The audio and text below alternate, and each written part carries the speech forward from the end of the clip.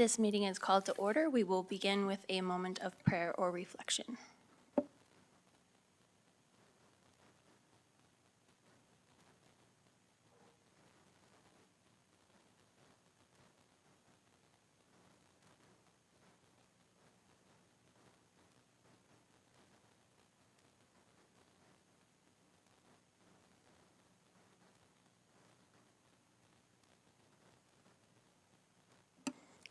Thank you.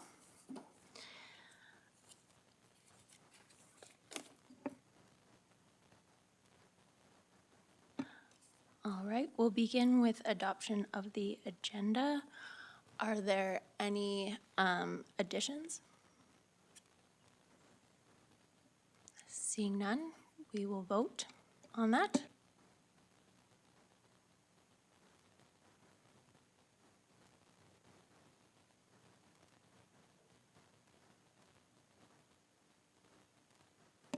Councillor Hirsch, how would you have voted? In favor. And that's passed unanimously. Moving on to item 6, adoption of the minutes for Medicine Hat regular city council meeting dated April 4th, 2022. Any errors or omissions? Seeing none, we will vote.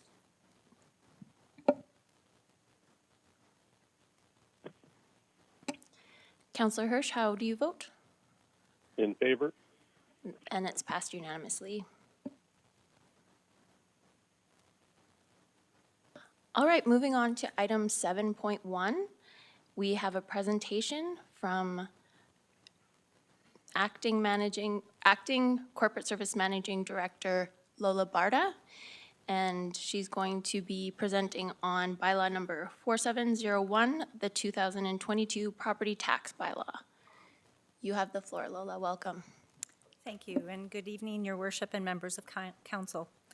Tonight I'm going to provide an overview of the assessment, market, and growth changes in 2022. I will provide 3 scenarios for Council to consider when setting the 2022 municipal property tax rates and request approval for establishing the property tax rates. So we've spoken about the 3-step process. We go through this process each year.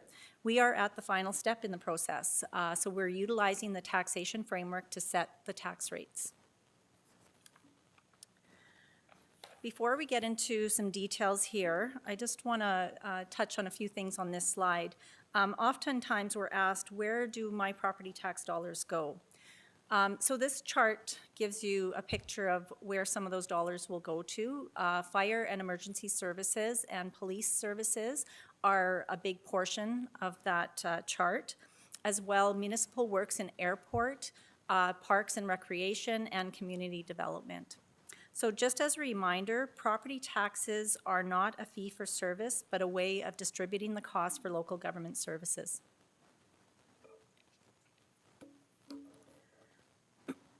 So Council has approved the 2022 tax revenue budget of $80.7 million. The tax revenue starts with the prior year tax requirement. We then add on the assessment growth. So the budget amount for growth was 0.5%, and in 2022 that was actually just slightly below budget at 0.4%. Market growth remains fairly flat with the budgeting piece of that, so we don't actually budget for market growth or losses because there is so much uncertainty. In 2022, we actually had a 1.5% market growth. Municipal tax increase, in the 2022 budget, we had 2.6% budgeted. Because of the market growth in 2022, we actually require 1.2%. So that goes to show that when the market is good, assessment values are higher and therefore lower tax requirement is required.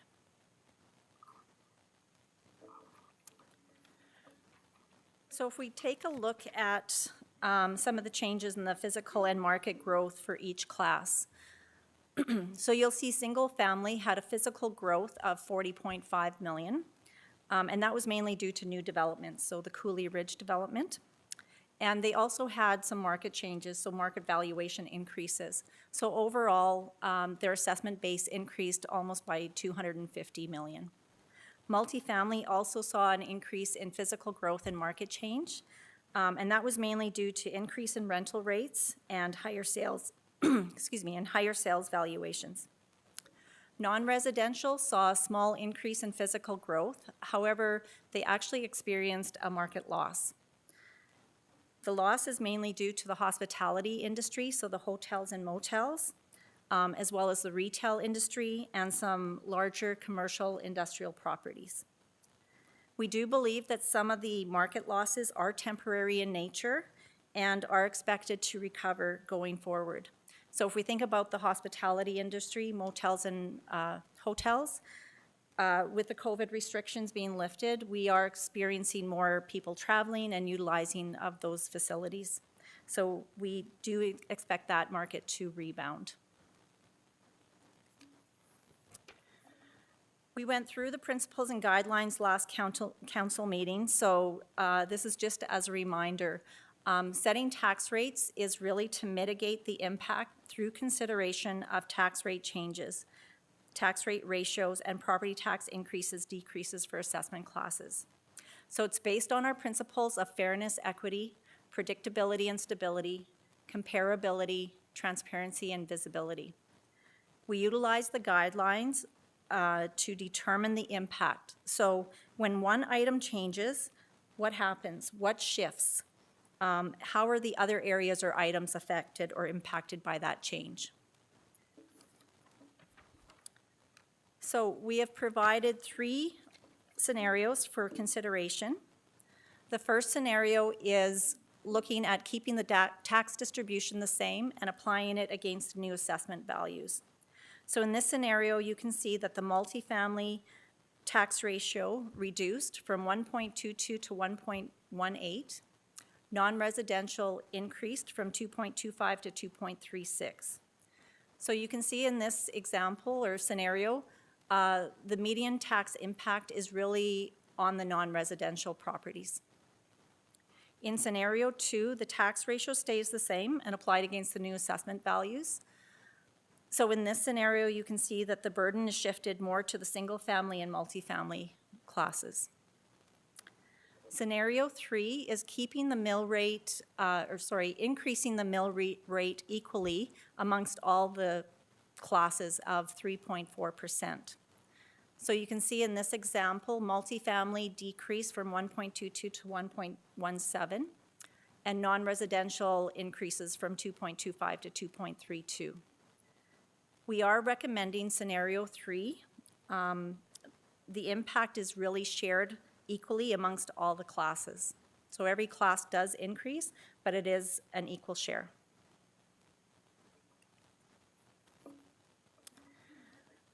So I just want to provide some information on the education adjustment for 2022. The education requisition is set by the province. We collect this amount from the taxpayers and then remit it to the province.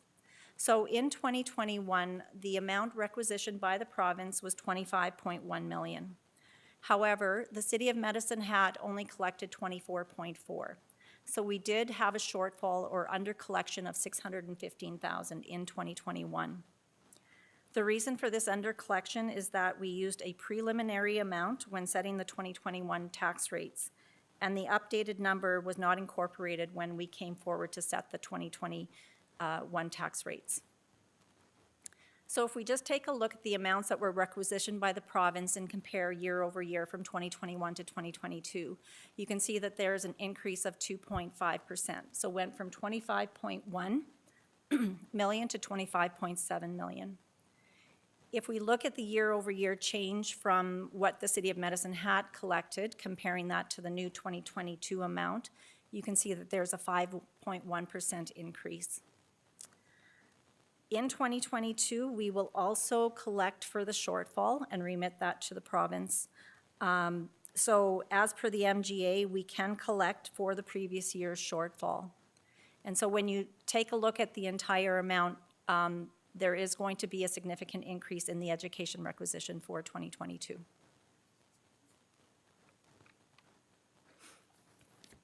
So using scenario 3, we're going to compare the 2022 mill rates to 2021.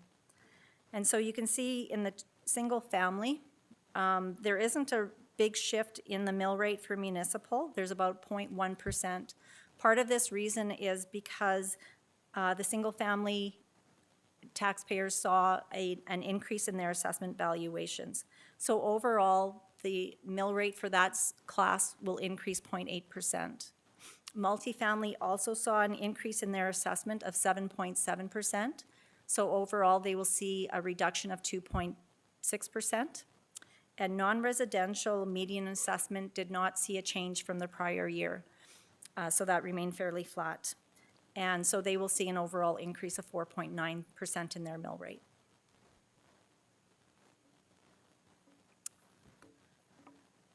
This slide you- shows, Can I, oh, yes. hi, sorry to interrupt you.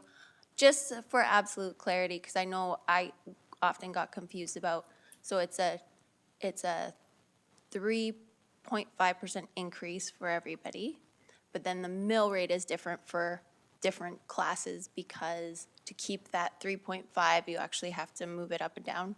Is that correct? That is correct, yeah. And some of the slides coming forward will maybe explain that concept a little bit clearer.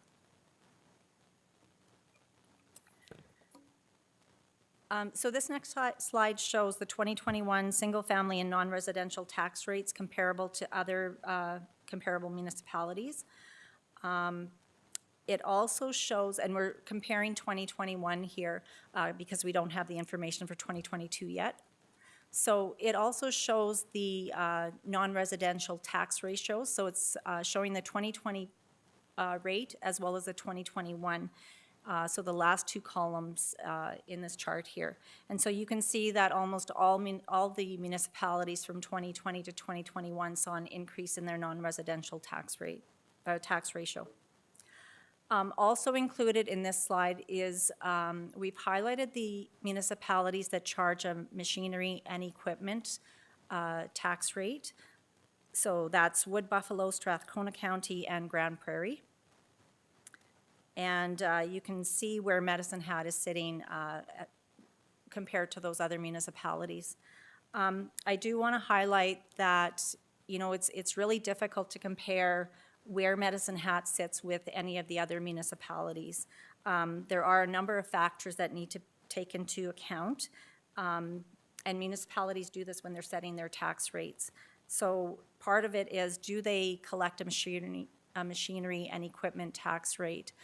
If they do, this may provide additional revenue for the municipality, which means that they may be able to keep their non-residential tax ratio and rate lower.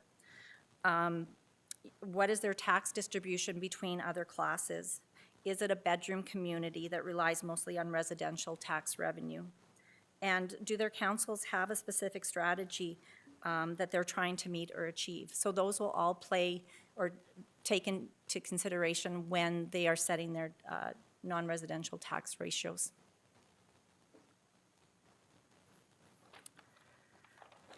This slide just really shows where Medicine Hat's tax ratio is, and you can see that we are within the range, and again, this is 2021 again, but we are within the range of the other comparable municipalities.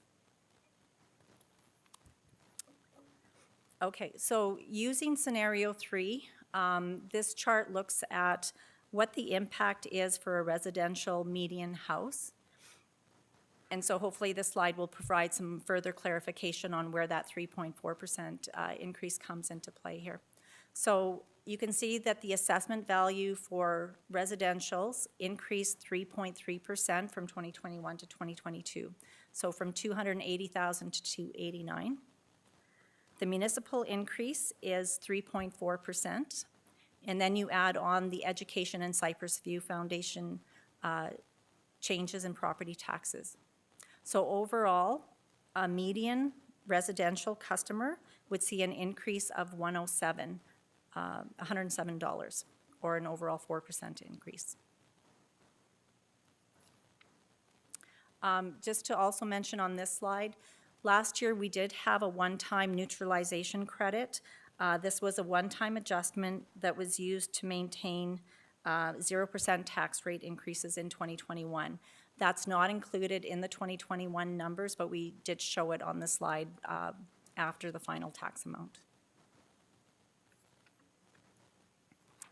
The non-residential median impact, again, I mentioned there was no change in their assessment value, so that was 1 million for 2021 and is 1 million for 2022.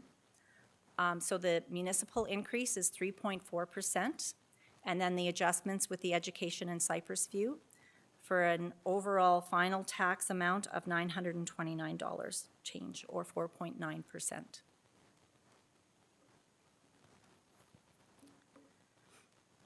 Looking at the multifamily tax ratios in 2021 compared with the other comparable municipalities. So on this slide, we're showing the assessment values for an 8-suite apartment. So you can see the different assessment valuations within each municipality. Not all municipalities have a different multifamily ratio. So we've noted the ones that do, and then the other ones are at 1-to-1 with their residential or single family. Also, another factor that needs to be considered is what each municipality classifies as multifamily. So for Medicine Hat, our multifamilies are 5 units or more. Wood Buffalo, they use 6 units or more. Lethbridge is 4 units or more and mobile home communities. And Red Deer is 3 units or more and also mobile home communities. So you can see that Medicine Hat is within the range of those other comparable municipalities. And again, it's going to depend on what each municipality's, what they're taking into account and consideration when they're setting these tax rates. So this just shows where Medicine Hat is compared to other municipalities, and the multifamily tax rate, property tax amount is within that range. So if scenario 3 is approved, you can see what happens to our non-residential and multifamily tax ratios. So the green line, you can see the non-residential goes from 2.25 to 2.32, so a slight increase. And multifamily goes from 1.22 to 1.17, so a small decrease. And so what we're requesting from council tonight is to approve scenario 3 to establish the 2022 tax rate. And scenario 3 was to increase the mill rate equally at 3.4%, adopt the revised Education Cypress View Foundation and designated industrial property requisitions, and consider giving first reading to bylaw number 4701 with second and third reading to follow on May 2nd. However, if council considers it appropriate, all 3 readings could be completed tonight. And I will open up for questions. Thank you very much, Acting Managing Director Barta. I will note as well that this item is dealt with, there's a briefing note from the April 6th Admin Committee meeting at 9.1.1 of the agenda. The bylaw itself is at 11.1 of the agenda, and there are some answers to questions that were asked at last council meeting in relation to the tax bylaw, and they're at 13.1 of this agenda. Councillor Dumanowski? Director Barta, thank you for your presentation. It's always succinct. You put enough detail in there that I think most people can appreciate what's going on, but it is, notwithstanding, a little bit of a, it takes a little bit of an attempt, certainly on our part, to make sense of which scenario you're trying to impart on us and why we would accept it over the other ones. I guess before I get to that, the shortfall that you indicated for the education portion, and I'm just being honest, I don't recall that in the past. It probably has happened before. It probably happens even to some extent every year. Can you help me understand, A, does that happen every year, and we just, it's maybe not as considerable as of a difference that we're seeing this year, and maybe, again, just explain that a little bit more to start. Yes, through the chair to Councillor Dumanowski. It does happen on a yearly basis. This year it was quite significant, so we thought we would bring it to the attention of council to help understand why the increase in education, but it does happen. Sometimes we have they're over and under levies, so sometimes we will collect too much, and then we adjust tax rates in the upcoming year to adjust for that, and sometimes we don't collect enough, and so we do make adjustments on a yearly basis. Just on that, before I go to my next question, so I mean, the education portion will be disproportionately higher, correct, this coming year? As far as the forgiveness that the province gives us, is it a one-year forgiveness or a correction that we have? We can go back 1 year, is that correct, typically? Yes, I believe so. We look at what we have collected in the previous year, and we make the adjustment in the following year. Okay. As far as the scenarios then, I mean, and you did explain it, but for the sake of recall, and I can't, I've seen this chart before when we have different scenarios and the distribution and the rationale behind it. Can you explain why scenario 3 is the preferred recommended scenario again, against the other ones? And maybe if you can, while you're answering that, have we applied scenario 1 and 2? And I guess that scenario 1 and 2 will look different each year, so it's not fair to say. The only thing that'll be common is the terms scenario 1, 2, and 3, but is this a typical scenario that we're overlaying that we would have utilized mostly in the past? Just give me a little bit of kind of a philosophical, historical understanding, please. Yeah, through the chair. So each of these scenarios are based on the new assessment valuations, and what we try and look at as we go through adjusting things, where does that impact or that tax burden shift to? So that's where we're looking at. Are we putting additional tax expense on one property class than the other? And is that the right fair thing to do? Scenario 3 is recommended because even though each property class will get an increase, it is the same increase across all classes. And so that's our justification or recommendation. So it is an equal increase amongst all property holders. So it's fair to say then that if a different recommendation or there would be a different scenario recommended in the future, depending on where the growth or declines have occurred and which class is going to take the biggest hit. Is that fair to say? Yeah, we take that into consideration. Yeah, we look at where assessment growth has happened. So you can see that multifamily had a significant market increase or growth. And so they would actually have the least amount of tax. If we left everything the same, they would have the least amount of tax to be paid because theirs would actually decrease. Just a parting comment, I guess, lastly, on slide 27, the non-residential and multifamily ratios, obviously, the rationale has been brought forward. I'm supportive of this, but I'm a little bit concerned that we are trending, our ratio for non-residential is trending upward again. Again, different set of circumstances, and I can certainly appreciate that when you look back historically, we were making good movement on dropping that ratio, but with all the other considerations at hand, I can appreciate why you're going with the scenario 3 recommendation, which will incrementally bump that up. But it's something to keep on top of, and certainly we'll do our best to monitor that in the future. Thank you. Yes, and if I can just comment to that through the chair. So the ratio did increase for 2022, or is expected to increase for 2022. We are anticipating that change is going to be, it is really because of the losses that were incurred in the non-residential class.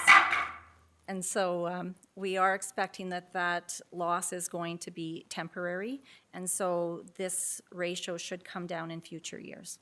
Thank you. Counselor Sharps? Through the chair. Okay, so I'm still a little confused on one, and I know you explained it, but I'm going to get you to do it again, sorry. If I look at the chart with the two, the red and the green, the non-residential and multifamily tax ratios. So the non-residential is increasing every year since 2019, and the multifamily is decreasing every year since 2019, but yet that's our highest growth. So if that's our highest growth, is there not a way to balance this? And I'm not a finance person, I'm an HR person, but as a business person, I'm like, oh, you're taking more. And if we have more growth in the multifamily, is there not a way to increase that? If that's where we're having growth and we're having a decrease in the businesses in Medicine Hat, but yet our rate's going higher. Is there a different balance that we can look at there? Counselor Sharps, can you repeat the slide number again? Yes, it's 27 in our package, or slide 27. Thank you. Yeah. Yeah, so that is going to be based on a number of factors, right? So just looking at this chart and seeing that it's decreased or increased over time is going to be attributed to a number of different things that we looked at each year when setting the tax rates. However, to your question about is there anything else that we can do because multifamily had such a good assessment growth, we did look at that. If we start adjusting those numbers, it does shift the burden to the residentials or to the non-residential. So increasing that will definitely make other areas change. Just looking at the other scenarios that we ran. It does shift the burden more to single family. So by increasing that ratio, if I can get a slide on here, I can maybe explain it a little bit better. Thank you.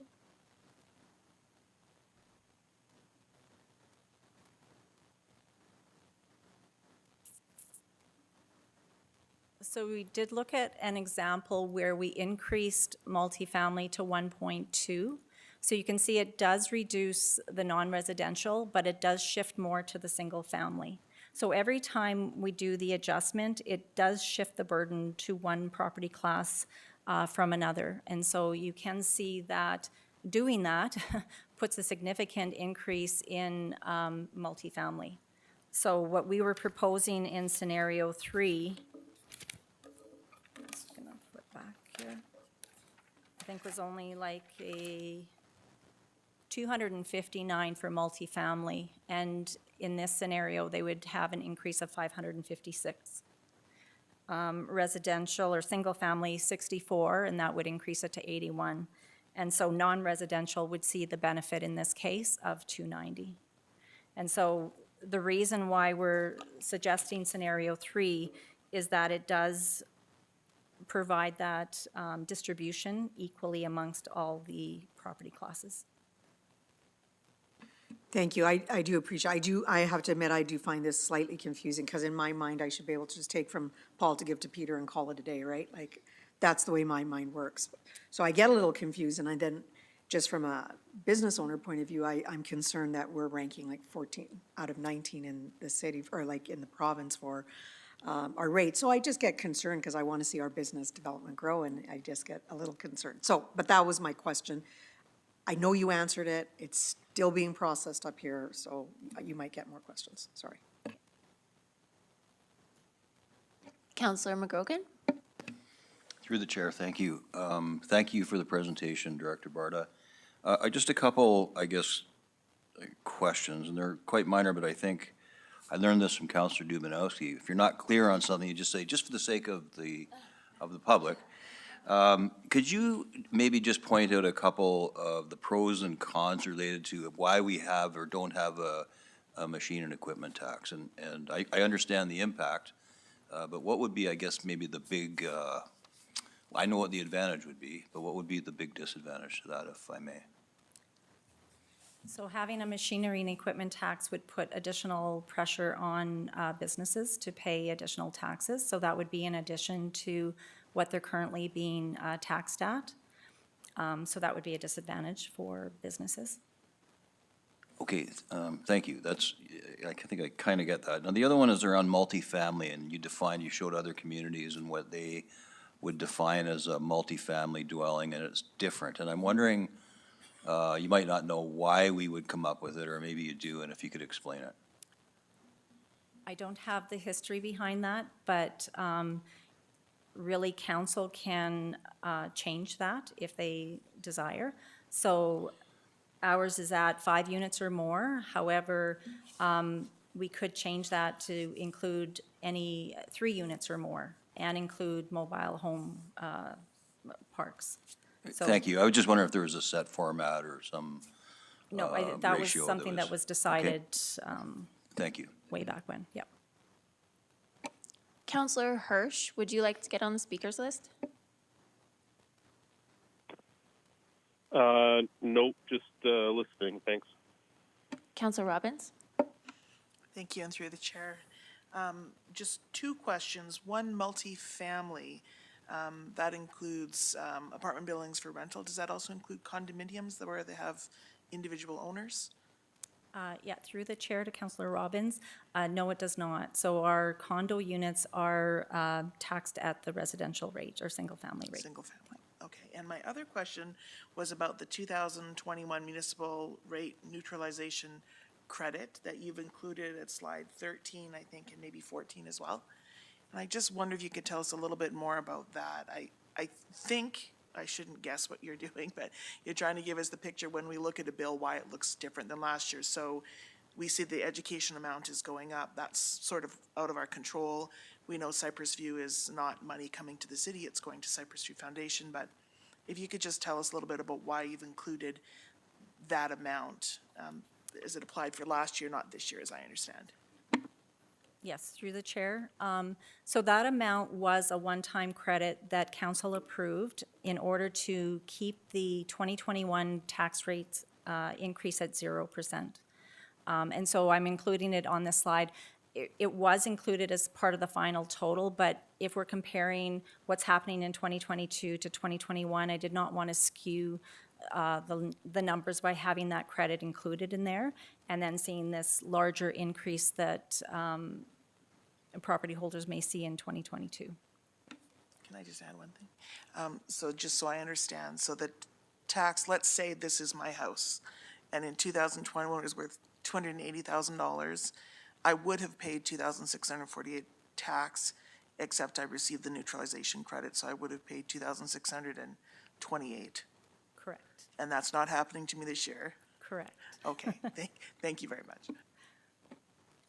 Thank you. And then what will be the impact of the recouping the under-collected school tax? So just for 2022, or, yeah. So overall, the province increased 2.5%, and then that 615 additional works out to around 2.5% as well. So that would be the additional impact. So it would be It'll be, 4% plus 2.5%? sorry, can you say that again? The percent change? Would- Okay.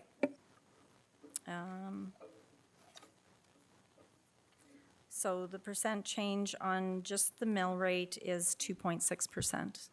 So it's difficult to look at this one because this did have that assessment valuation change, but if you kept it at 0, the education piece of that, you should see an increase of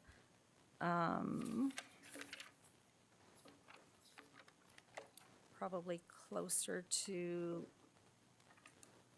the 5.1%. Okay, so it's already included in this 107 number. It is, yes. Okay. Yes. Thank you. I have also a question about slide 15.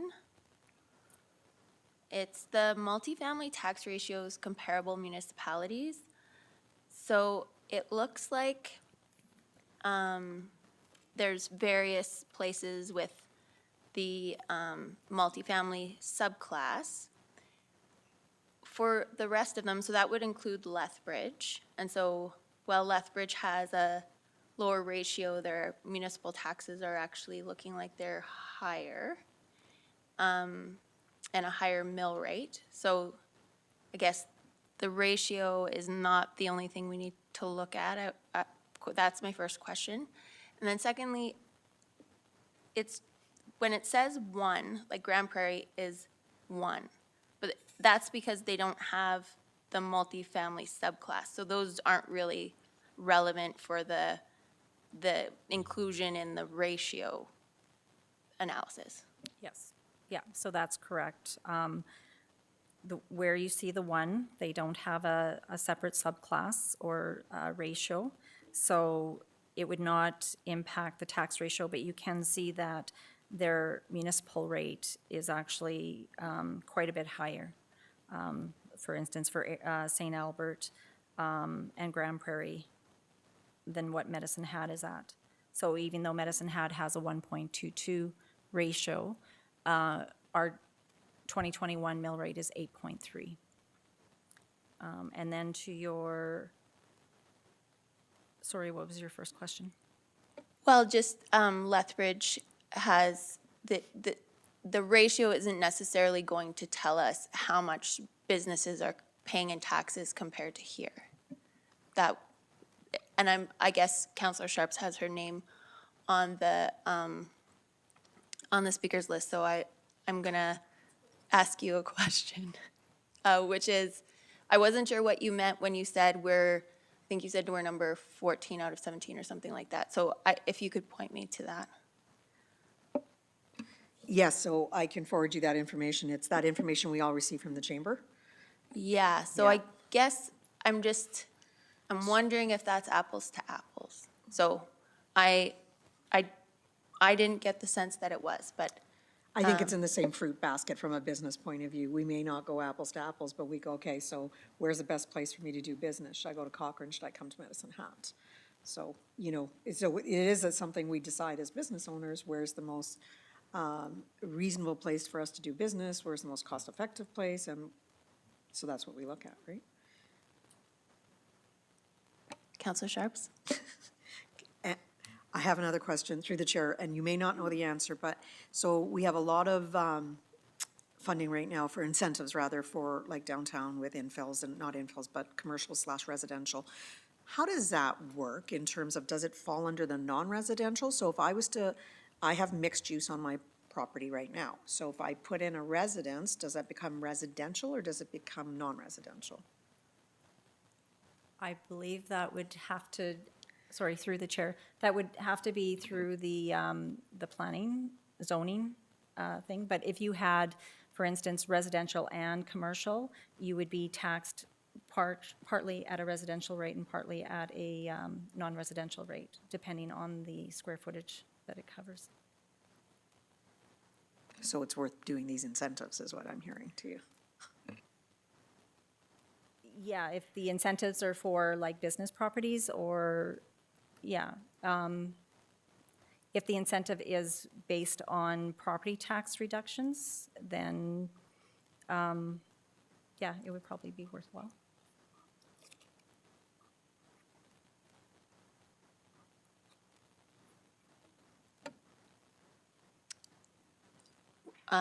Last call, Councillor Hirsch?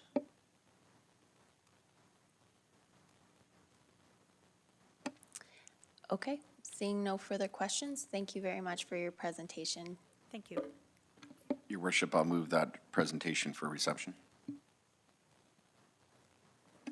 I'll second. Okay, we'll vote on reception of the presentation for information. Councillor Hirsch? In favor of presentation. And that's unanimous.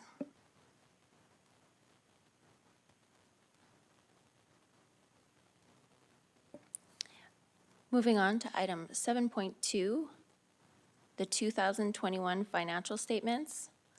I believe that it is a video presentation by Managing Director of Corporate Services, Dennis Egert. And this is related to item 9.2.3, which is a briefing note and the financial statements for adoption. Go ahead. Good day and welcome. Thank you for your interest in the City of Medicine Hat.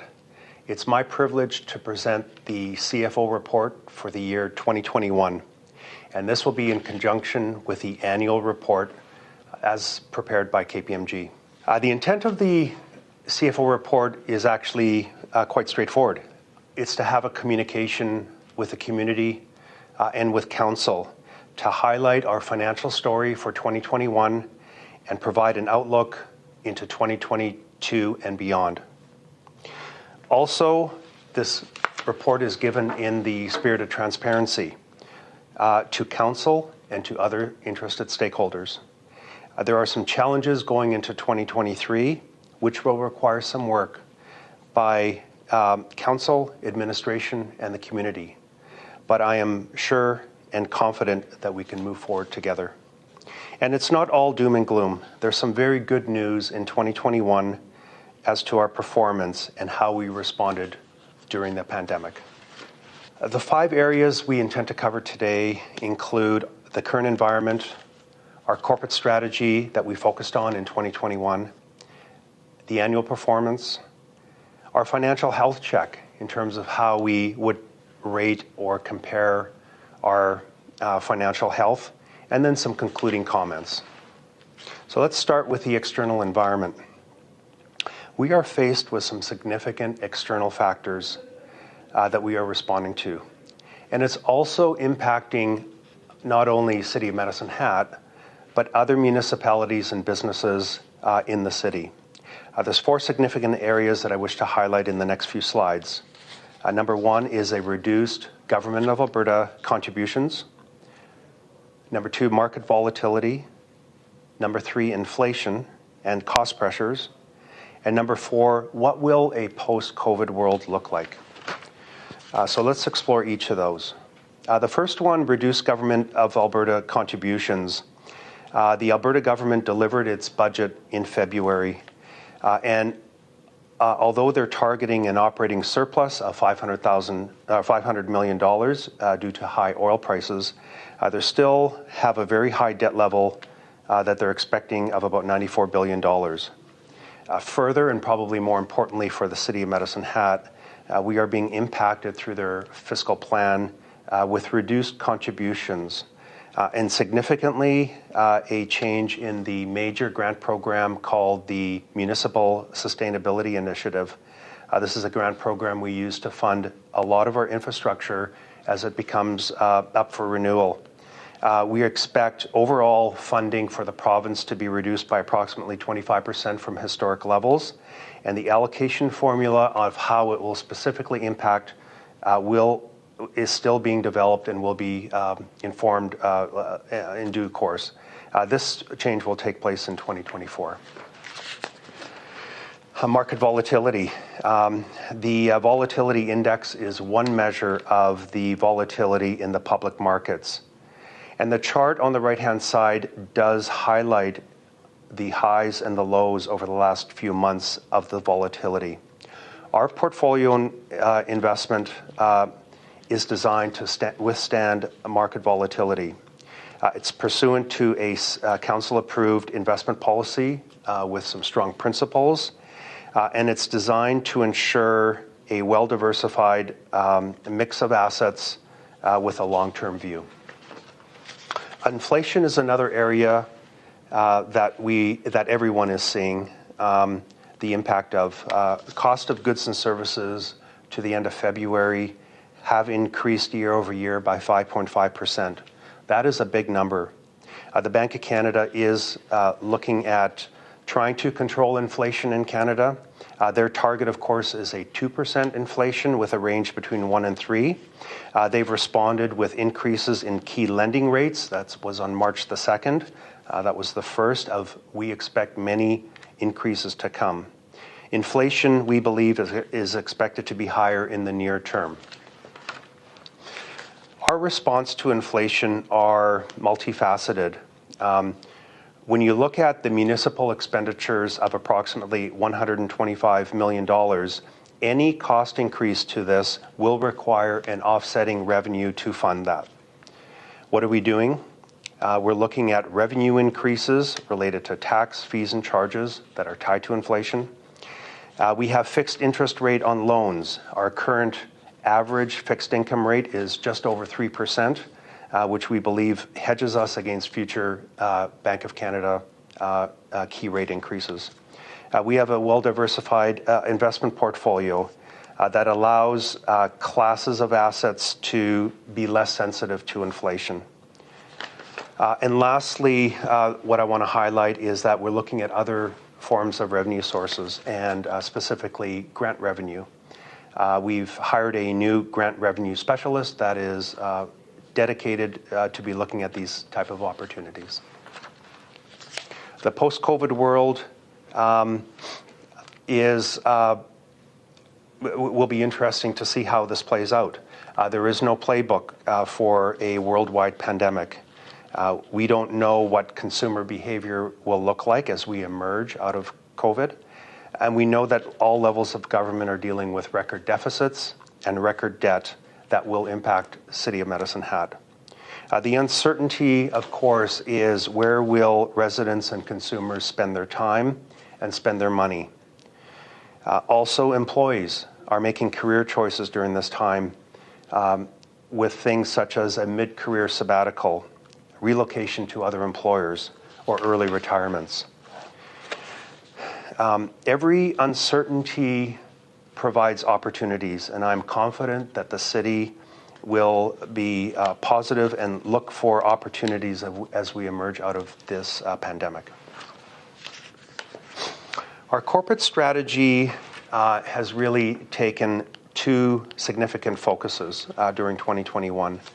The first one on the municipal side is closing our budget gap of approximately $25 million. And of course, that $25 million largely arose out of the disappearance of a fixed dividend coming from our oil and gas properties. Since then, we've reduced that to a $9 million budget gap that remains to be solved. Secondly, our natural gas business. With general low commodity prices, and we don't see a sustained price recovery in sight. We've been focused on reducing our well count as it relates to largely our gas properties, and that's through either divestitures, accelerated abandonment and reclamation, and just general cost control. Stable revenues are important for the City of Medicine Hat. They're required to fund our municipal programs, services, and amenities. We continue to actively manage each of these revenue sources to ensure that they remain sustainable and reliable. I've listed a few of those large revenue sources on the slide, and you can see that each of those have pressures as they relate to, especially during the pandemic. Increasing our investment income has been a focus over the last few months and actually the last few years. This has been a major initiative for the city. And looking at a strategic asset allocation in terms of our investment portfolio, and also engaging and hiring top-tier investment managers to help us manage these. Through this initiative, we've been able to increase our long-term portfolio performance by approximately 2%, which translates to a $10 million investment income per year. This is significant for the city. Increasing tax revenue. Of course, our focus will continue to be strategic taxable assessment growth for the city. And this assessment growth will lead to not only a property tax revenue, but also jobs for the community and a trickle-down input and effect. This is the preferred way to increase property tax revenues through growth. Over the 7-year average, our assessment growth has been approximately $88 million per year, and that generates almost $1 million in new tax revenues per year. Now I'll shift the focus over to our annual performance. On the municipal side, we've done a lot of work during the year to balance our budget in 2021. And I'm pleased to say that, especially during our response to COVID during the year, we did end the year with a balanced budget. The $14.8 million budget gap that we started the year was largely met during the year. The question will be, are all those individual items sustainable into 2022 and beyond? And we will be focusing and testing those during the year and responding to that for our 2023 budget planning. I can also say that our reserve that we required during the year, we anticipated $7.8 million of reserve funding. We only utilized $5.1 million. And lastly, we've set aside just over $5 million of funds to help us with COVID uncertainty as we emerge out of COVID. If those funds aren't being required or spent, they will return to our financial reserves. Residents often ask, where do my tax dollars go? And we've included a slide here to show some of the major areas where our tax dollars fund. Just as a reminder, programs, services, and amenities are funded through taxes and fees and charges. And where the fees and charges aren't enough to offset the expenses, we require taxes to fund. Most of services do require funding from taxes to deliver, as these are not self-sustaining operations. You can see in the table for each major area, we have total cost for 2021 in millions of dollars.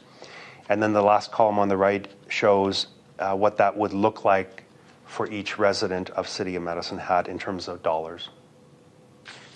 Our operational performance for energy and utilities, there's a few highlights I want to make. On the utility side, our operating income, which we term EBITDA, which is earnings before interest, taxes, depreciation, and amortization. For utilities, it was $7.8 million for the year. A few highlights for that. Hot summer, which is increasing electricity demand, fueled some of that increase. As well on the offsetting side, we actually saw a decrease in water usage as it related to COVID and the work from home and businesses being shut down. Further, we did see a reduced expenditure on the salary and wages side, and that was due to just general vacancies and also a portion of that allocation to some capital projects. On the Comco side, which is the electric generation and our oil and gas business, that number is $64 million for the year. And two highlights there was largely due to sales during the year to our electricity power pool. And this year was a volatile year with respect to pricing. Offsetting that is divesting of our oil and gas properties and the impact related to that. So decreased volumes from properties that were due to the divestiture and also reduced maintenance cost. The concluding statement on this slide is any excess net free cash is being paid to our financial reserves, and they are earmarked to fund future capital infrastructure and future abandonment requirements that we know about.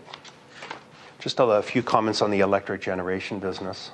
The surplus in 2021 is largely generated from the electric generation business due to both price and volatility of the market. The 2021 performance that we're seeing, that's highlighted on the slide, is not sustainable. We've learned our lesson from our oil and gas business in relying on a fixed dividend through a market cycle. The ongoing challenge for the city is to remain prudent, to plan for tomorrow, to be resilient, because we don't know what the future holds in terms of not only obligations, but also opportunities. And we cannot spend surpluses we don't yet have or have earned. So the overall objective is to be balanced and sustainable, both in the short term and into the long term. Our capital spending shows a favorable result. Of the approved projects currently underway of $749 million, which of course are some of them are multi-year projects, we expect, our forecast shows that we will finish those projects being $30 million under budget. We were very fortunate to receive stimulus capital grants from both the federal government and the provincial government during 2021 of $18.4 million. This is great news. These are funds that came into our community from other levels of government. You will see many of these projects become operational in 2022. Now I'll move over to our financial health check. Sustainability leads to livability. And how are we accomplishing this? To create a firm, foundational, stable environment. First of all, a stable, predictable, and diverse revenues. A strong asset management plan on how we replace our infrastructure, which has a cost of about $3 billion. Responsible spending of our operating and capital budgets. Ensuring that our cash generating assets remain healthy and that we have a healthy financial reserves to meet our obligations of the future. It is essentially an exercise of balancing obligations of today with our needs for tomorrow. On the financial highlights, the four large items on our balance sheet includes our investments of $574 million, that's market value. Our net capital assets of $1.4 billion, and that's a depreciated number because those assets are on the average roughly halfway through their life. Debt of $455 million, and our asset retirement obligation related to our oil and gas properties of $274 million. Municipal affairs does track what they refer to as municipal indicators. They measure 13 indicators for each municipality across Alberta. And I'm proud to present that Medicine Hat's results that we have met all 13 indicators and we've met them annually since 2016. These indicators reflect a responsible, collaborative, and accountable local government. Our net financial debt is a broad measure of our municipality's indebtedness. That's our financial assets, less our liabilities. That would include obligations and third-party debt. The net financial debt for the end of the year is $163 million. And that improved significantly over last year and what the trend has been, I'll say, over the last 3 years of about $200 million. So it's going in the right direction, and it's a great sign. Our third-party debt management continues to be on track. We are well within our legislated limits as imposed by the Municipal Government Act of 2 times our annual revenues. And we also have an additional city policy that limits that to 70% of the provincial legislated number. I call that the warning track. Our numbers for 2021 is 51%, and the forecast for 2022 is 53%. The one caution on this particular slide is that since the debt limits are based on revenues, because some of our revenues are volatile, including on the energy side, that we could see a reduction in debt limits if those revenues decrease. The budget was updated in 2022 by Council, approved that in December. We have a funded budget, which is funded through a financial reserve in the amount of $9 million. We've also included in that budget a 2.5% tax revenue increase to reflect longer-term inflation. Some of the anticipated challenges that we're seeing in 2023 and beyond include the following. Cost pressures related to inflation. I know inflation impacts every household, and it also impacts the City of Medicine Hat. Reduced Government of Alberta transfers will continue as both the Government of Alberta and the federal government try to wrestle with their deficits and their record debts. Of course, we rely on the Government of Alberta for a lot of our grant programs. The municipal budget gap of $9 million will need to be assessed and looked at in terms of how we can sustain that solution into the future. I mentioned market volatility in terms of commodity prices and investment portfolio performance, and just the general uncertainty around COVID of directly for the city, indirectly to our residents, and some of the businesses and industries within the city as well. Lastly, we're looking forward to implement the council strategic plan when it will be rolled out. And that plan may introduce new priorities and new focus for the city. The work required to solve the budget essentially has three elements. We can increase revenues, we can decrease expenses, or we can fund through financial reserves. And these three levers will be looked at, discussed, and debated during our 2023 budget process. Other items of interest are property tax increases that we introduced in 2022 did tie back to our expected inflation at that time. We're planning as well with the introduction of our budget in 2023 to do the same and to ensure that we have we keep pace with cost increases and inflation. Our Heritage Saving Reserve endowment is approximately $60 million. It's a terrific asset for the city. We've also will need to look at how we are planning to use that endowment. So there's an endowment investment income coming from that Heritage Saving Reserve every year. And I look forward to council's discussion around how that should be used. Our new website will lay the groundwork for more digital transformation. And of course, our strategic skill sets are looking at building business cases for initiatives that are based on evidence that includes both financial and non-financial components. In conclusion, I have 4 items here that I think will wrap up this presentation quite nicely. Number 1, City of Medicine Hat does have a healthy balance sheet. We are managing our liabilities appropriately. Our 2023 to 2026 strategic planning is underway. Our anticipated challenges are expected to be going into 2023 and beyond. We've identified them, and we are planning for them as well, and they will be incorporated into our budget process. And lastly, we do have a guarded outlook with respect to how we emerge out of COVID and what a post-COVID world will look like.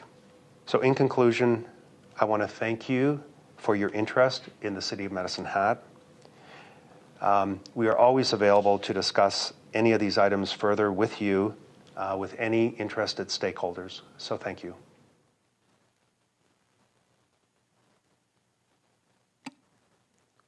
All right. Thank you. I believe that Acting Managing Director Barta is available for any questions that we might have. Councillor Hirsch, would you like to get on the speakers list? Yes, please. Okay. Councillor Van Dyke? Thank you, and through the chair.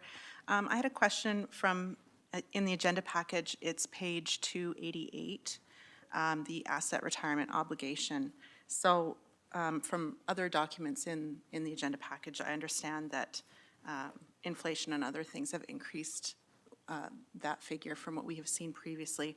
But I wondered if we had a timeline on when that will begin decreasing. I'm not sure when the abandonment and reclamation really kicked off, but when can we start seeing that number go down? And then will there be a corresponding decrease in our investments because we're using money set aside from that to pay the asset retirement obligation? Okay, through the chair to Councillor Van Dyke. So we have started the abandonment program already. There's two parts to the abandonment program, the downhole work, which we call cut and cap, and then the above ground work, which is the reclamation piece of that. The downhole work can happen fairly quickly, and we have done quite a bit of that already. The cost on that varies, but is usually not as expensive as the surface reclamation piece of that. The surface reclamation piece can go on for many years, up to 7 to 10 years. And so the asset retirement obligation does reflect those two components within that. We do reduce that amount when the cut and cap piece or the downhole work is being completed. We adjust that liability based on inflation as well as a discount rate. So we try and bring that back to what it would cost us to today's value and record that on our balance sheet. We are expecting that amount on the balance sheet will start decreasing over the next few years as we ramp up on the abandonment program. And to the second piece of that question with respect to our investments, we did borrow to fund part of that. So we are funding that piece of it through debenture borrowing. However, going forward, as we start paying for some of the work that we're doing, that could come out of our reserves, so it could impact our investments.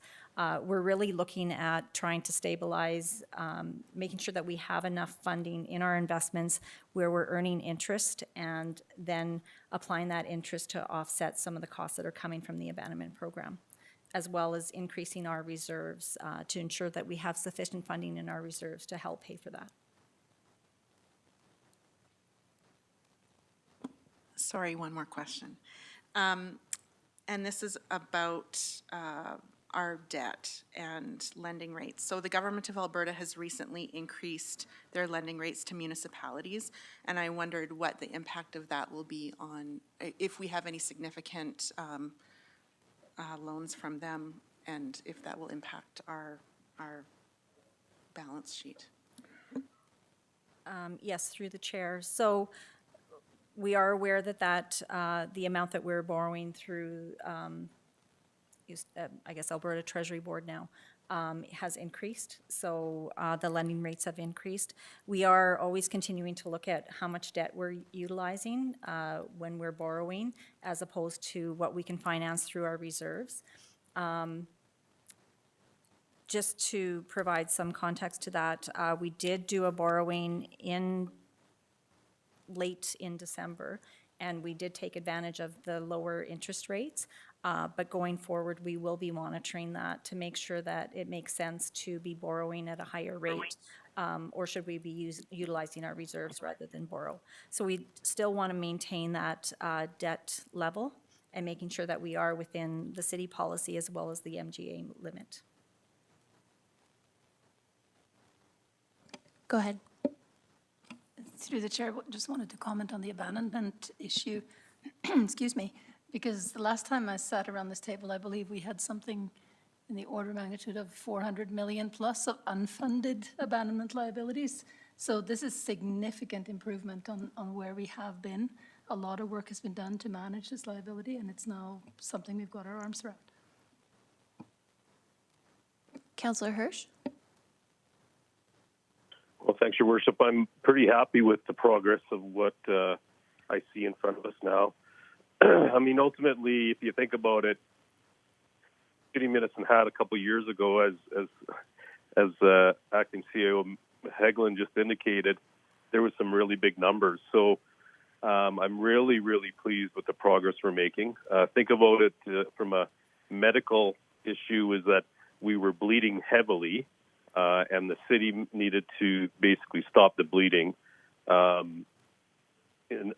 Really in reference to our operational deficit, which we know that Financially Fit was spun out of it, but also the abandonment costs were a real noose around our neck, or a heavy load, if you will, that we needed to maintain and recognize as well. One of the things that I think coming out of this report is, I'll call the patient is now stable. City's doing fine. There's a recovery in place. Certainly helpful with the utilities, there's no doubt about it. But the reality is, we do need a very stable city government, and we're getting there. Many thanks to prudent work that's been done. But one nice thing about this is we can start thinking about what does sustainable dividend look like for our shareholders, that being the taxpayers of the city of Medicine Hat. And you know, I don't think we're there yet, but it's something certainly to talk about, that we need to think about what does our owners expect, current owners and shareholders of the city of Medicine Hat versus future shareholders that become residents or whatever the city. But and I don't know, maybe it's not a fair question yet, but I don't know if staff has considered relative to a sustainable dividend, and knowing that I just heard that utility income might not be where it needs to be in the future. I don't know if that's achievable, but has staff ever looked at modeling what a sustainable but an obviously smaller dividend looks like? Yeah, through the chair. So we've been reviewing that dividend policy for quite some time, over the past few years now. It's really difficult to get a sustainable dividend when you have volatile revenues. So you want to make sure that the businesses are able to provide something back to the business owners without putting that business in jeopardy or in a loss position, right? So we just went through a process of redoing our dividend policy and our reserve policy. It is now based on a free cash flow model, and we hope that that will help put the funds aside in the reserves and utilize them for when we need them. As well, through that policy, that also allows for a dividend to be paid to the municipality to assist during times when it is required. So we continue to look at that and make adjustments as required. Councillor Dumanowski. Your Worship, thank you. I don't have any direct questions to Director Barta, but I do want to just highlight a few points out of the presentation that Managing Director Eagert recorded. I'll start with the fact that we have it recorded. I'm going to say it again. I've been here long enough to hear people say, you know, I haven't heard that information before, or why isn't information readily shared, or when is council going to talk about it? These are the times where they are talked about, unless it's recorded like this or put in a presentation that can be referred back to. There is that opportunity for the public to hear it. But what I like about this is that it first of all, I don't recall having one like this before, but it gives the public now the opportunity, in a very transparent way, as was indicated in the presentation, to go back, play it, pause, reflect, and listen and make sense of the information. Number of things in this presentation certainly are that stand out for me. Nothing we haven't heard before, but bear with me. One is the fact that we are seeing a drop in our municipal sustainability initiative funding. That $11 million goes a long way in keeping our capital investments whole when it comes to keeping a city whole. And ultimately, seeing a 25% drop right away is millions of dollars. So that's terrifying in some ways, because we have to either change our process, our predictions, our expectations around the sustainability of our infrastructure, or we have to get it from the taxpayer. And so it is another shift, unfortunately, from the province down to the municipality, because that money has to come from somewhere. I'm pleased to hear that we are on our municipal annual budget. The gap is 9 million. We, as has been indicated, we had significant need to stop the bloodletting, and certainly we have a ways to go, but we have some opportunities to breathe a little bit of sigh of relief. In some unique ways, we have the opportunity to look at some of the dividends and whatnot, but that gap is shrinking, and certainly it hasn't come without pain. So it's easy to sit here and say, well, previous council got it down to 9 million.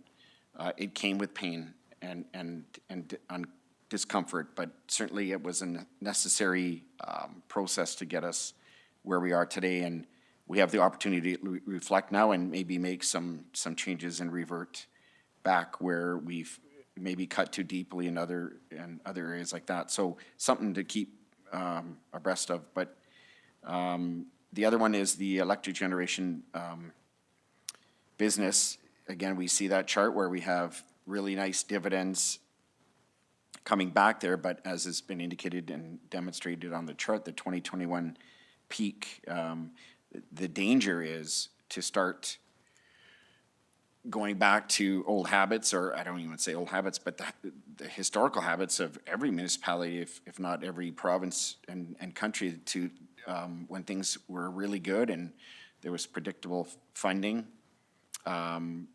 people spent, and it's trying to find that happy medium. Again, nothing that an economics 101 course wouldn't tell you otherwise, but it is, there's a temptation, because I've had people say to me, wow, you guys have had great dividends. What are you going to do with it?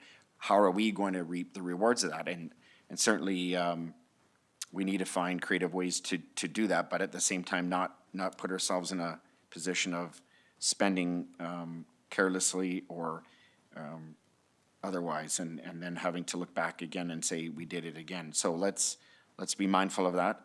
That chart, I think, demonstrates it very well. The municipal indicators, I like that. It's I can't remember how many years we've been doing it, but it does indicate we've had the 3 stars. I think 3 stars is the highest you can get. But anyway, the 13 indicators, we've been hitting all of them. These are indicators. A lot of people don't realize that the province, even though there's a cap or a ceiling on your debt ratio, they're also saying what indicators are you hitting to get you there or not get you there. So if you have a low debt ratio but you're not hitting the indicators where you ought to, or vice versa, the province has the opportunity to weigh in, and Medicine has been doing very well there, so that's important to point out. A couple more, the net financial balance sheet debt ratio, again, where we see our net financial position down 163 million. Interim CAO Hagelin pointed out wisely that it used to be significantly higher. It's 163 million, but we're in a good position. This has again been great work on the part of staff, and in some cases, you're having to predict where to abandon, where to shut down at the expense of times like this when you see revenues go up on certain commodities and people are saying, well, why'd you do that? So you have to be able to play the long game, and I think staff have done that extraordinarily well. Lastly, the slide 27, the debt management. When I look at that and I look at our city policy limit and our MGA limit, just to point out that the red line is the municipal debt portion. So we are, on the municipal side, we're very prudent with our management, and certainly not to suggest that on the rate side or the Comco side, we're not. It just, that's being in the business of being in a utility, and some of that debt will be paid off by our neighbors who benefit from the same utilities that we all contribute to. So we're all to point out that we are in a good position. Certainly the light at the end of the tunnel is starting to become more and more visible, and staying the course, being prudent, good with our management, and at the same time being creative and looking at how we can benefit the community from dividends like the Heritage Fund and others will be something that this council will have to grapple with. But all that And last point, we have a budget cycle that we'll be starting to go through for the next number of years here, and we'll have to keep all of these indicators in mind as we move through that course. But I feel really good. I feel we're in a good position, so I'm grateful to the hard work that the council and this council is doing to keep us in a good position. Thank you. Councillor Sharps? Acting Managing Director Barta, sorry, I get tongue-tied. I got some questions on slide 52, where do my tax dollars go? And I'm not sure if there's been some changes from when we did budget, but maybe you can help me out here. So as I'm going through this, I noticed like under Parks and Rec, for example, costs per resident from Big Marble, I think has gone up quite a bit, but Regional Event Center has gone down. And Esplanade seems to be split out from regional events now. But, so I had some questions there, but I also, under Parks and Rec, it's 26 per resident, as well as community development, it's 21. What falls under the other categories in these subcategories? So this is slide 17 on page 52? Yes, sorry. Yes, it is. You're correct. Okay, through the chair to Councillor Sharps. Others going in Parks and Rec, I believe, includes items such as cemetery, campground, some administration in there.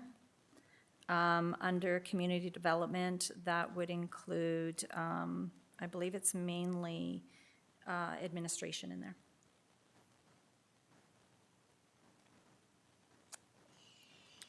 Okay, and then under community development, we have the regional, that's the Co-op Place, is that correct? That's correct. Okay, so was that one in Parks and Rec before? Was it not?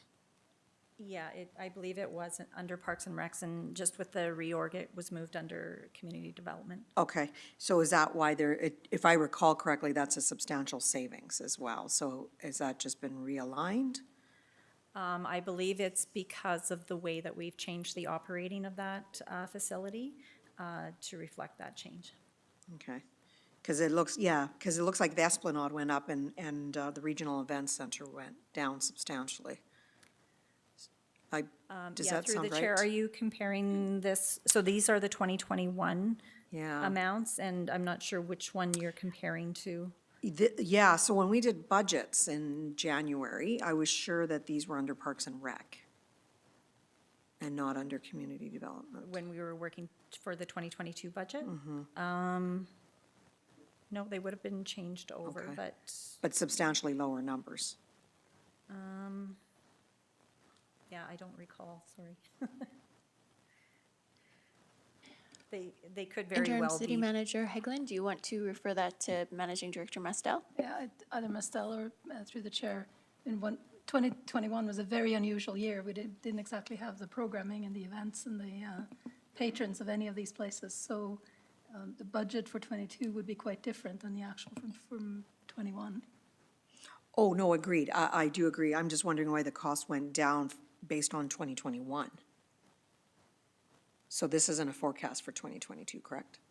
So I was sure when we looked at this in January, it was substantially higher for the Regional Event Center. So this is the same year that we're talking about, correct? So when we looked at it, so the budget forecasting, but this number was also higher for the last year. So that's what I'm trying to figure out how that number was changed. If I might, through the chair to Councillor Sharps, there's a few things going on here. So you're correct that the Regional Events Center was part of Parks and Recreation up until the reorganization that was completed a year ago.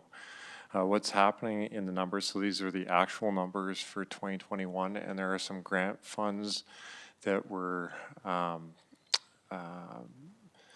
granted in 2020 related to the pandemic impacts and the reduction of revenue, some of which was recognized in 2021. So it would have been allocated across a number of different business units.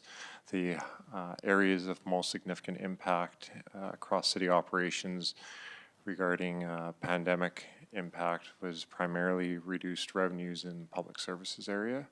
We also had curtailed operating costs reflective of where there wasn't activities occurring at the normal operational level. So there's a number of things going on here, but the overall number is lower for the Regional Events Center due to less activity and grants from other levels of government that were recognized in 2021. Councillor Robbins? Thank you. And through the chair, my question is a simple one, I'm sure. It is actually, if I can find the pages.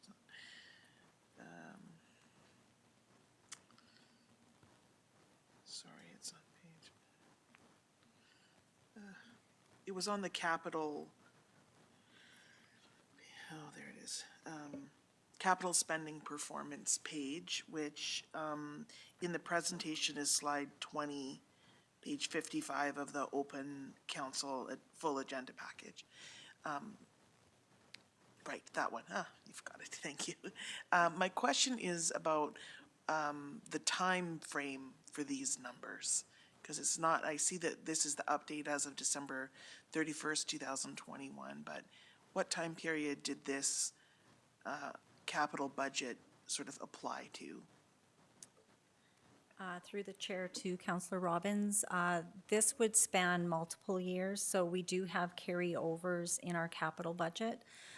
So this would not only include 2021 approved budget, but also, I believe, back to 2017 carry forward projects. Again, some of that has to do with our oil and gas properties as well that have carried over for that time frame. So just one more thing. So the expected favorable variance is spread out over a number of years. That's not something that just occurred in 2021. Correct. That is the forecasted favorable variance that we anticipate to have when the project is completed. So it may not have been completed in 2021, but it could be carried over into 2022 or even 2023 to be completed.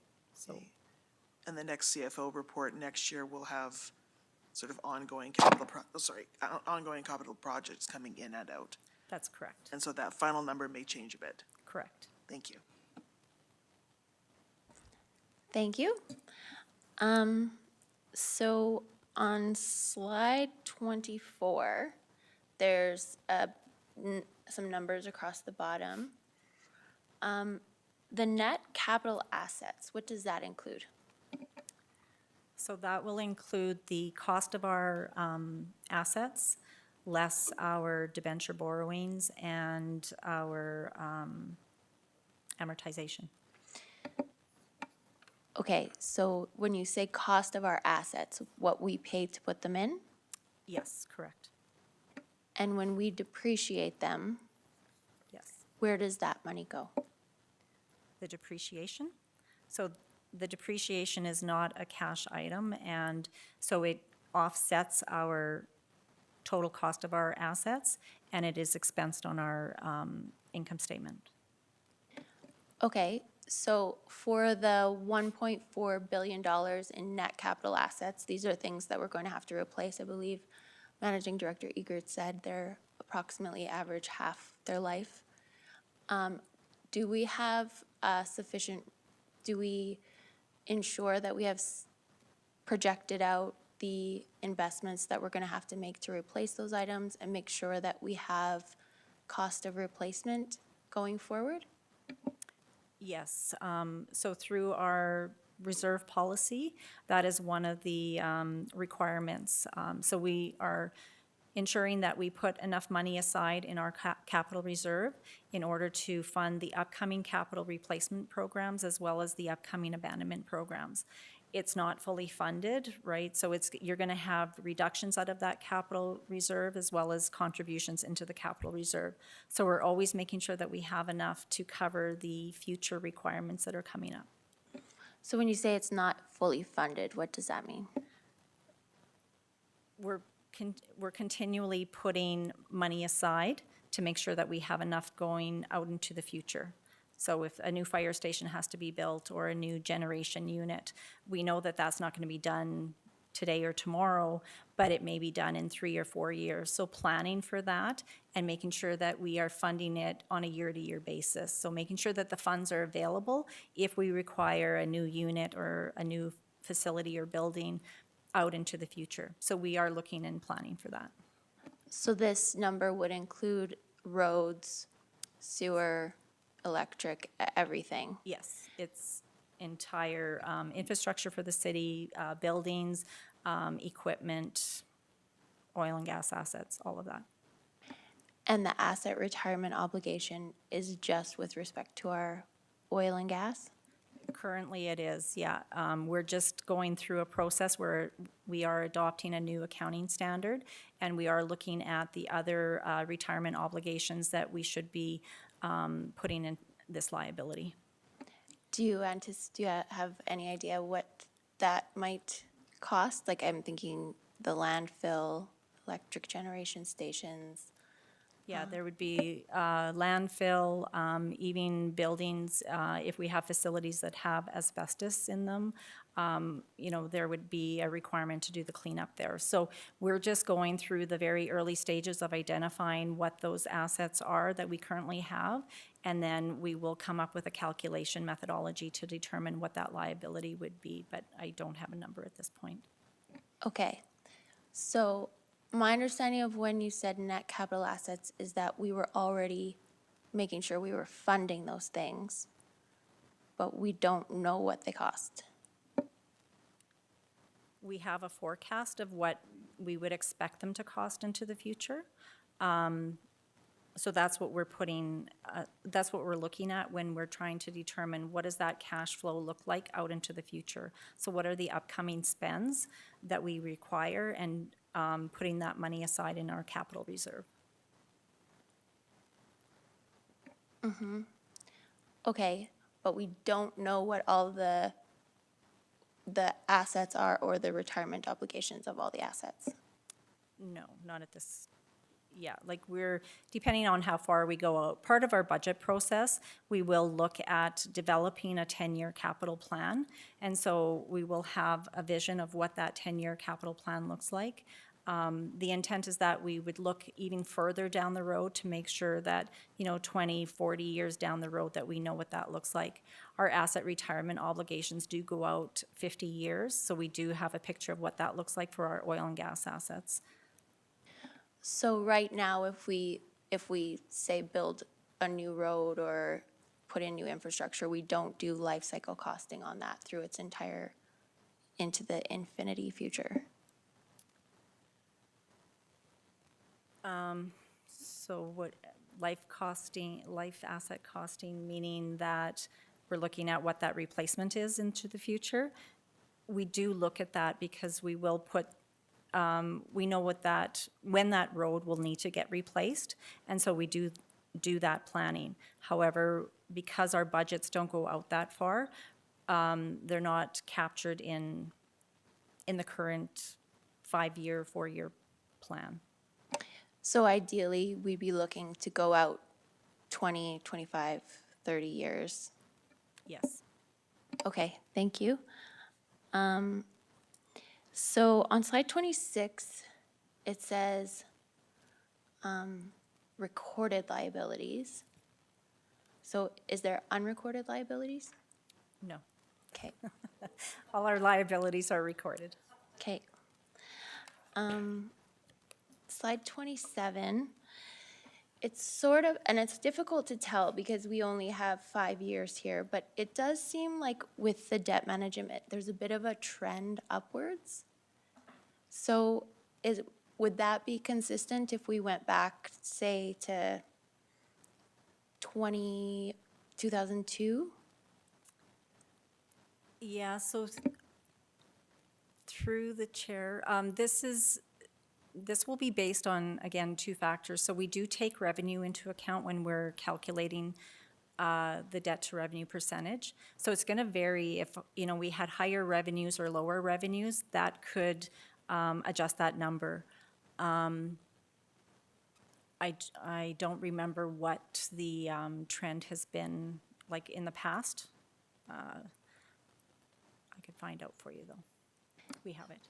Thank you. What about just absolute debt? Is there a trend there? I'm going to say it's been fairly stable. Like, we've never been over the 70% limit at all. I want to say that we've stayed fairly stable within kind of that 50% mark, maybe a little bit higher, but I'd have to look those numbers up for you. Thank you. I would appreciate that as well, with both things, the ratio and then the absolute.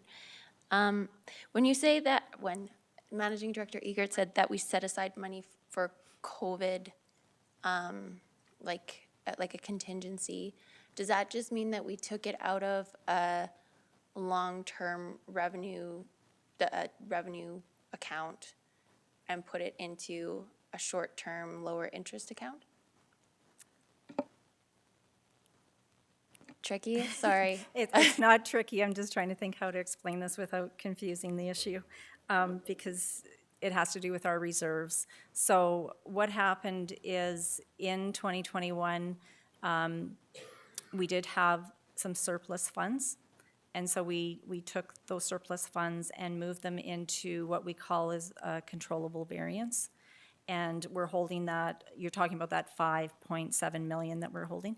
Yeah, so what we've done is we've moved it into 2022 to help fund some of the operations, because we don't know if our facilities are going to have the increase in volumes that are going to happen. So we may see lower revenues in those facilities, and so we wanted to make sure that we have sufficient funds to cover those differences that are happening. Did that answer your question? Yep. Oh, well, it's good enough, yeah. Okay. So sort of to Councillor Hirsch's point, so we have a heritage savings account, which was part of the presentation, and that's sort of like a sovereign wealth fund, like kind of equivalent.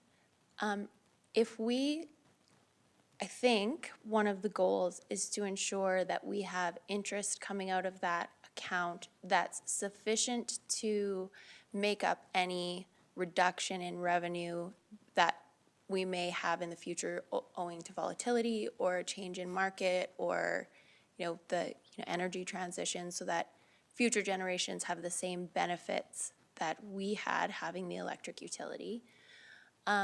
Do we know what the right amount to have in that account is to make sure that we are able, like on an average kind of interest rate that we get in that account, what, like on a longer term, what that amount would have to be to generate that kind of interest? Yeah, it's going to depend on what our future requirements are going to be to balance our budget, if that's what you're wanting to use that fund for. So as was mentioned, in 2022, we have the budget gap of 9 million. If we don't have additional revenues coming in or cost savings, then we would be funding that through reserves. Potentially, we could be using some of that interest earning from the Heritage Savings Reserve to cover that, a portion of that deficit. So how much how much is in the Heritage Reserve Fund now, and how much would we need to have in it to fund that? I believe it is at 60 million. Just going to grab another sheet.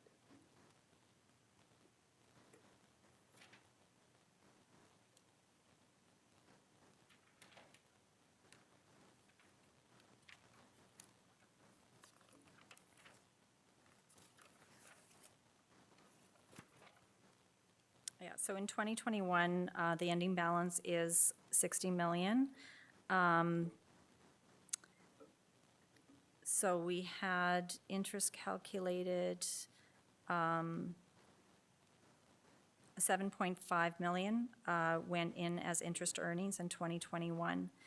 If you calculate around 3% interest earnings, that runs about 2.5% based on the balance going forward. So. Sorry, can you try again? It's based on 3%.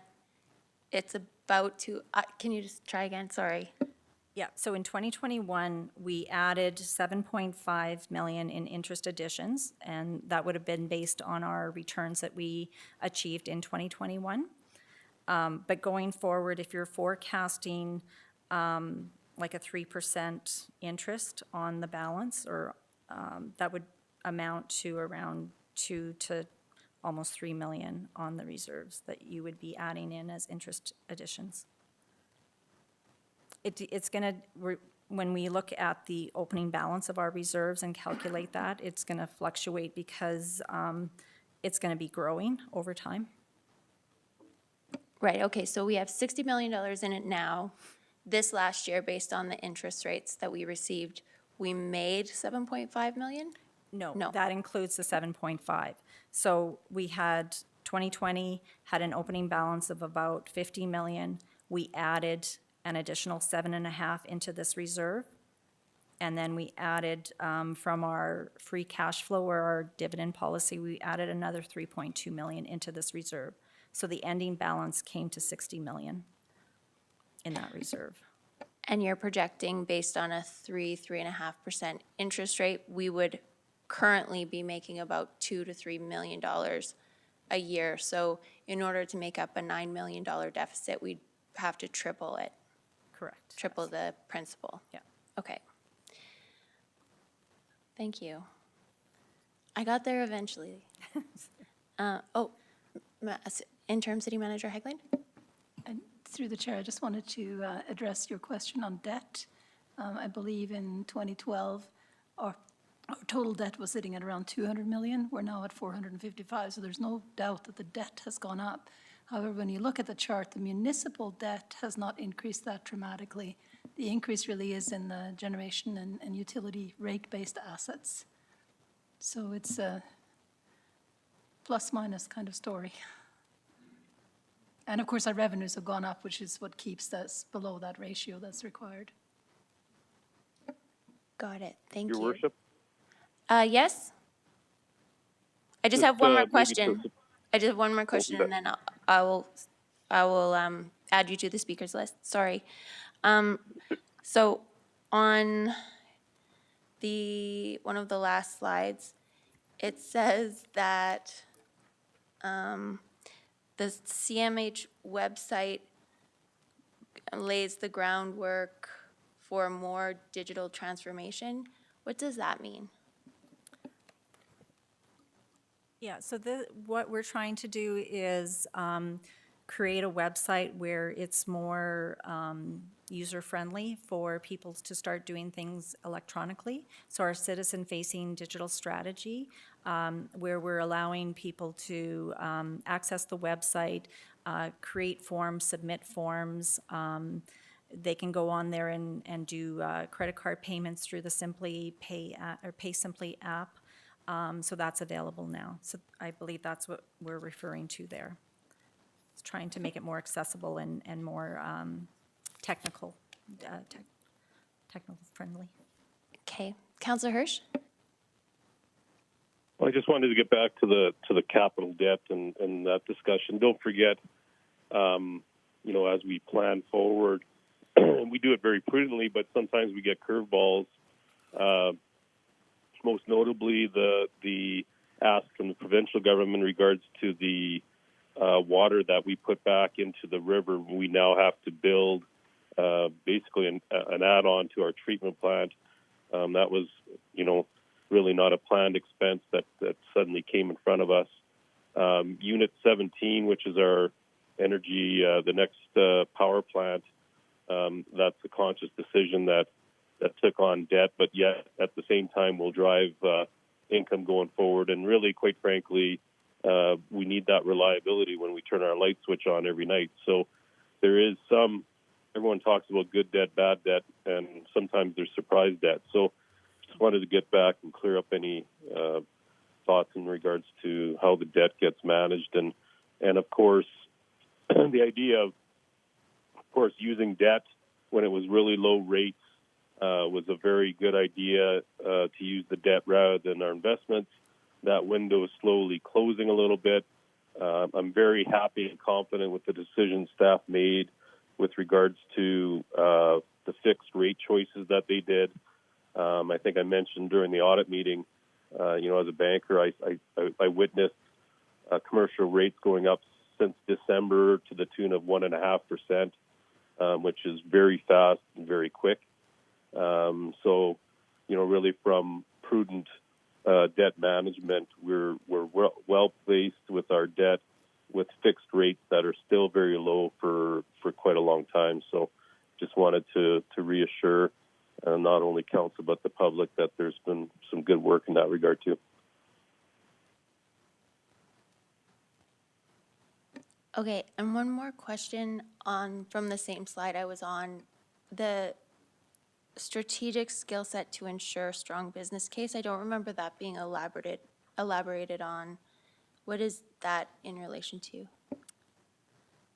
So that statement, I believe, references that we're currently looking at our processes, analyzing any capital project that comes through and making sure that there is a strong business case to proceed with that project and that we're not incurring any additional or excess operating costs that come along with that. So really taking a look at what we're implementing and ensuring that's within our priority and our ranking criteria to make sure that we're doing the right thing for the right reason. I appreciate that. That is very comforting. And with respect to the inflation, I believe it said that you are expecting inflation to increase over, but I wasn't sure if it was going to stay high for the near term, or you're actually expecting to see an increase even though the quantitative easing has kind of contracted and Bank of Canada is increasing the rates, or do you expect that to kind of like more rapidly get inflation under control? Yeah, so we did see a spike in inflation, and we're hoping that with the adjustment of the Bank of Canada rates, that is going to bring that inflation rate down.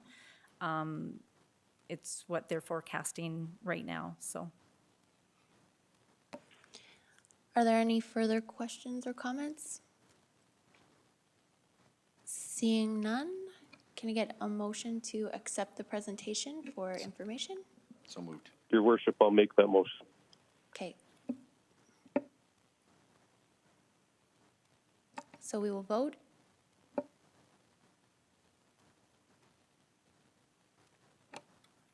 Councillor Hirsch? In favor. That's unanimous. Thank you very much, Acting Managing Director Barta. That was an incredible amount of questions that you managed to answer very well. We really appreciate it.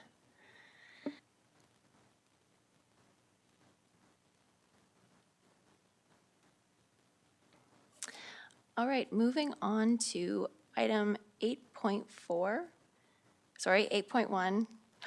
My goodness. Bylaw 4695, a bylaw of the City of Medicine Hat to close roads in the City of Medicine Hat. I'll motion. Second.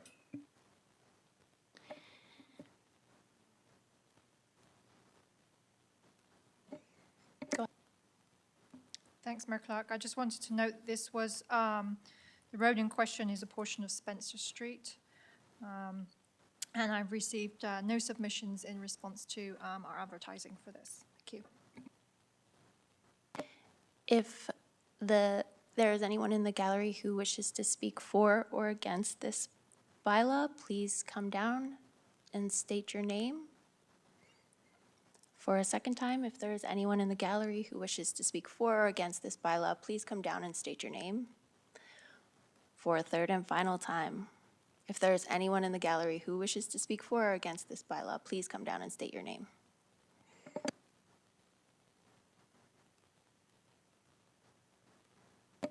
Seeing no speakers, I declare this public hearing closed. Can we get a motion, please, for second reading? I'll motion.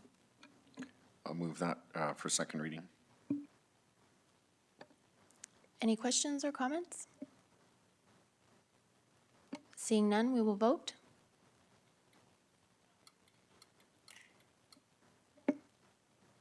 Councillor Hirsch? In support. That's unanimous. So motion for third reading? I'll motion for third reading. Second. Questions or comments? Seeing none, we will vote. Councillor Hirsch? In support. And that's unanimous.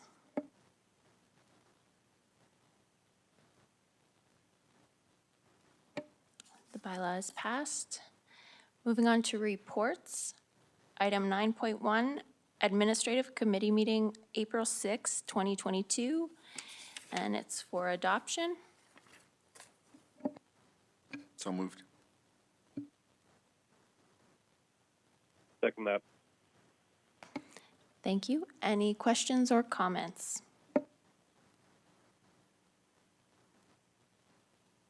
Councillor McGrogan? Okay. Seeing none, we will vote.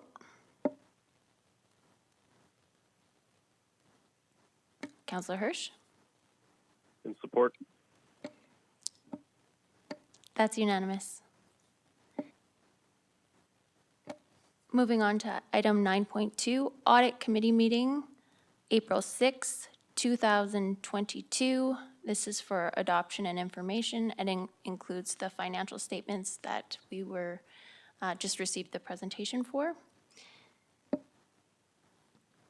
Your worship, move adoption and information as the case may be. Second. Any questions or comments? Okay, I have some. Okay, so I'm looking at the briefing note. Not yet, I'm not, but I'm on my way. And we can't make any changes to the financial statements, and there are no options in the briefing note. So I guess I'm wondering what we're being asked, like what role are we playing here? I guess to Interim City Manager Hegland. So council is required to approve the financial statements for these to go into our annual report and for reporting purposes. While you can't instruct city CFO or accountants on how to report, you can certainly, as you have done, question a lot of the detail and for understanding. I'm not sure how to provide you with options per se. I guess I'm just kind of wondering, like,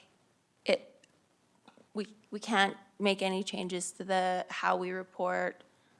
I'm just questioning what our role since we can't change it, we're approving the financial statements, but we kind of just have to do that. Is that right? Through the chair, yes. Your worship, do you mind if I answer? Did you have anything else to add, Interim City Manager Hegland? Okay, Councillor Hirsch? So this would be the equivalent of you can imagine the financial statements were done by your accountant. You're an owner of a business, and he's coming to you today to get your sign off. So this would be the equivalent of you signing off, acknowledging and your point's well made. We definitely follow the accounting principles. In fact, those principles are being audited every year, as you well know. So this would be, I think, if you use an analogy, that we're signing off on the financial statements.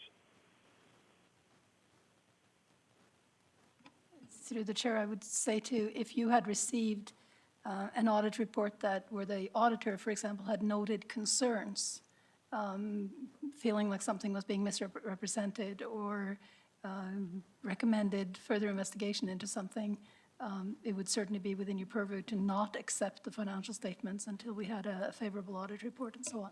So for you, it's looking at the whole picture of you have the financial statements, you have the audit report. Do you feel comfortable that the work has been done to correct professional standards, and in which case it's a sign-off from council? Got it. Thank you. I do have a couple of questions on the financial statements themselves. There's just a few, and I have already asked these questions, and I don't super understand, but I'm told that's kind of just the way we do it. So, for example, in energy and infrastructure, on page, let's say 104, or let's do 105. Sorry. There are certain things that have changed significantly, and there are certain things that aren't necessarily budgeted for. So on page 104, under planning and development services, there's quite a few things that just, it's not budgeted for, but then there's an amount there. And then we're often budgeting a deficit position. Why would we, just looking for some context around that.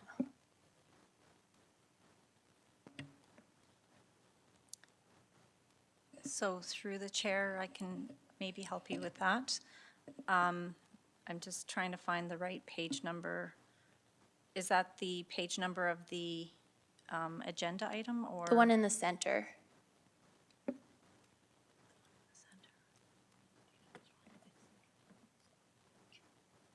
$239 of the agenda. Okay, so these are financial statistical schedules. They are not audited, so the presentation of these reports are to match what we are producing as the financial, the final published financial reports. So a lot of this information, the format of this is to align with that.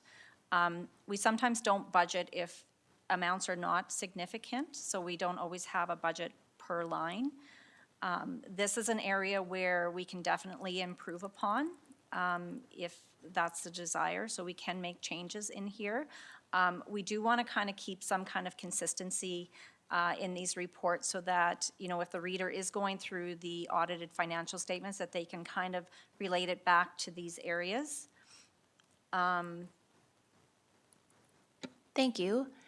And then, so page 106, that is like the typewritten page number over top of page 82. It's, where are you seeing that? Oh, yep, sorry, this is from a different version. Yeah, 241. So on city operations, gas, energy, and infrastructure division, so there's internal charges and transfers, which is kind of always a mystery. But then we have contributions to reserves, and so that isn't budgeted for. But then it's like $5 million contribution to reserves. Why don't we budget for that? Sorry, I'm trying to find the page number here.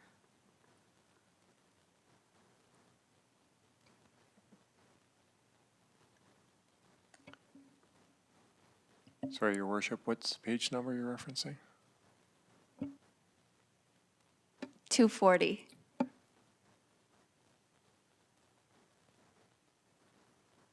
Of the package, I'm using, I noted up one from the committee meeting agenda.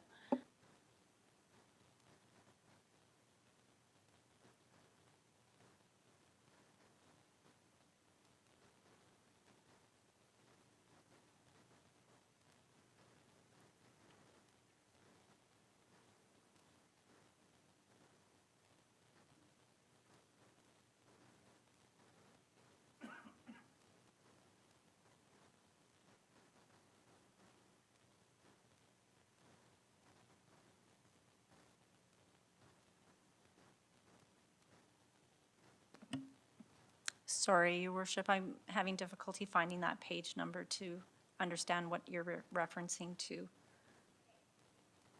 If you're talking about the contributions, I've got a hard copy here. There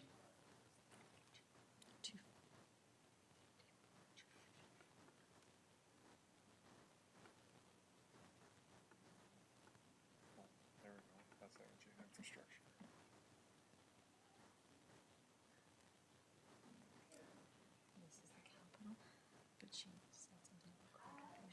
Okay, try 217.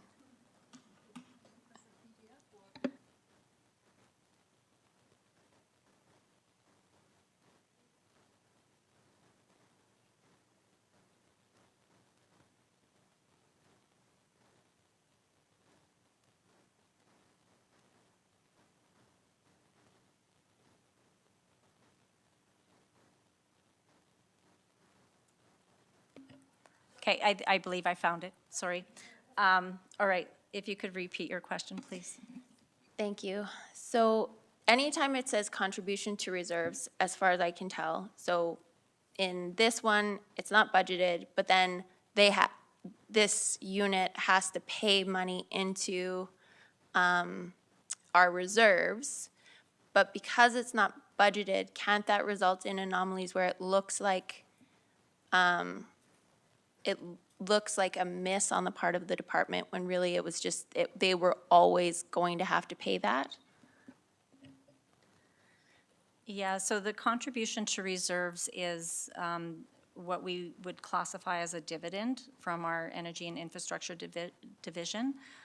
We don't always budget for this because, again, it is very uncertain and unpredictable.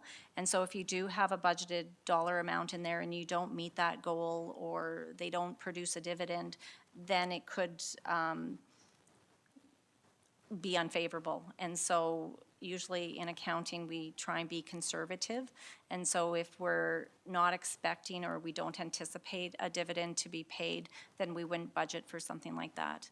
If they do a contribution, then it's kind of like a bonus, right?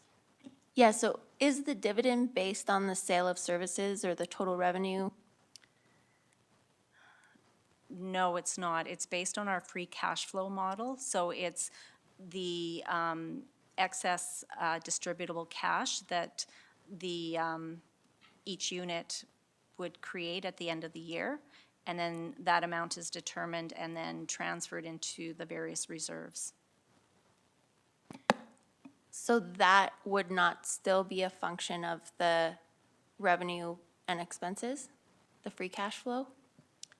It is, yes. It takes into account the cash from operations, so I guess the profit from operations. And then it also takes into account our changes in our working capital, so some of the balance sheet account changes that occur. It also takes into account any funds that we paid for capital. So if we spent money on our capital activities. So all of that is taken into account before we determine what the free cash flow amount is. But it could be the case that, like, and I think Invest Medicine had it as an example of this, and there may be others, that a particular business unit makes a profit, but then owing to the calculation of what amount of reserves they have to put in, they end up looking like they're in a deficit position? Oh, yeah, the way that it's being represented on the statements, yes, it could look like that. Okay, I just have to say I find that very confusing. It is, so we do have to record transfers, we call this an interdepartmental transfer. And so through our accounting standards, we do have to reflect this as an expense in one area and a revenue in another area. So it does have to flow through our financial statements in order to ensure that our statements are balanced. If we didn't show it flowing through the revenues and expense accounts, then where is this money coming from? So it does have to flow through for that purpose. But when you look at our consolidated financial statements, these statements in the back end are not consolidated. But when you do look at our consolidated statements, those are all eliminated. And so the transfers in and out they're removed because they will only show up in one set of statements.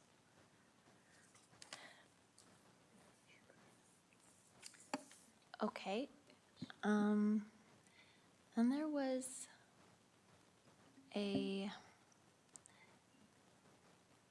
so grants and other transfers, that's from external.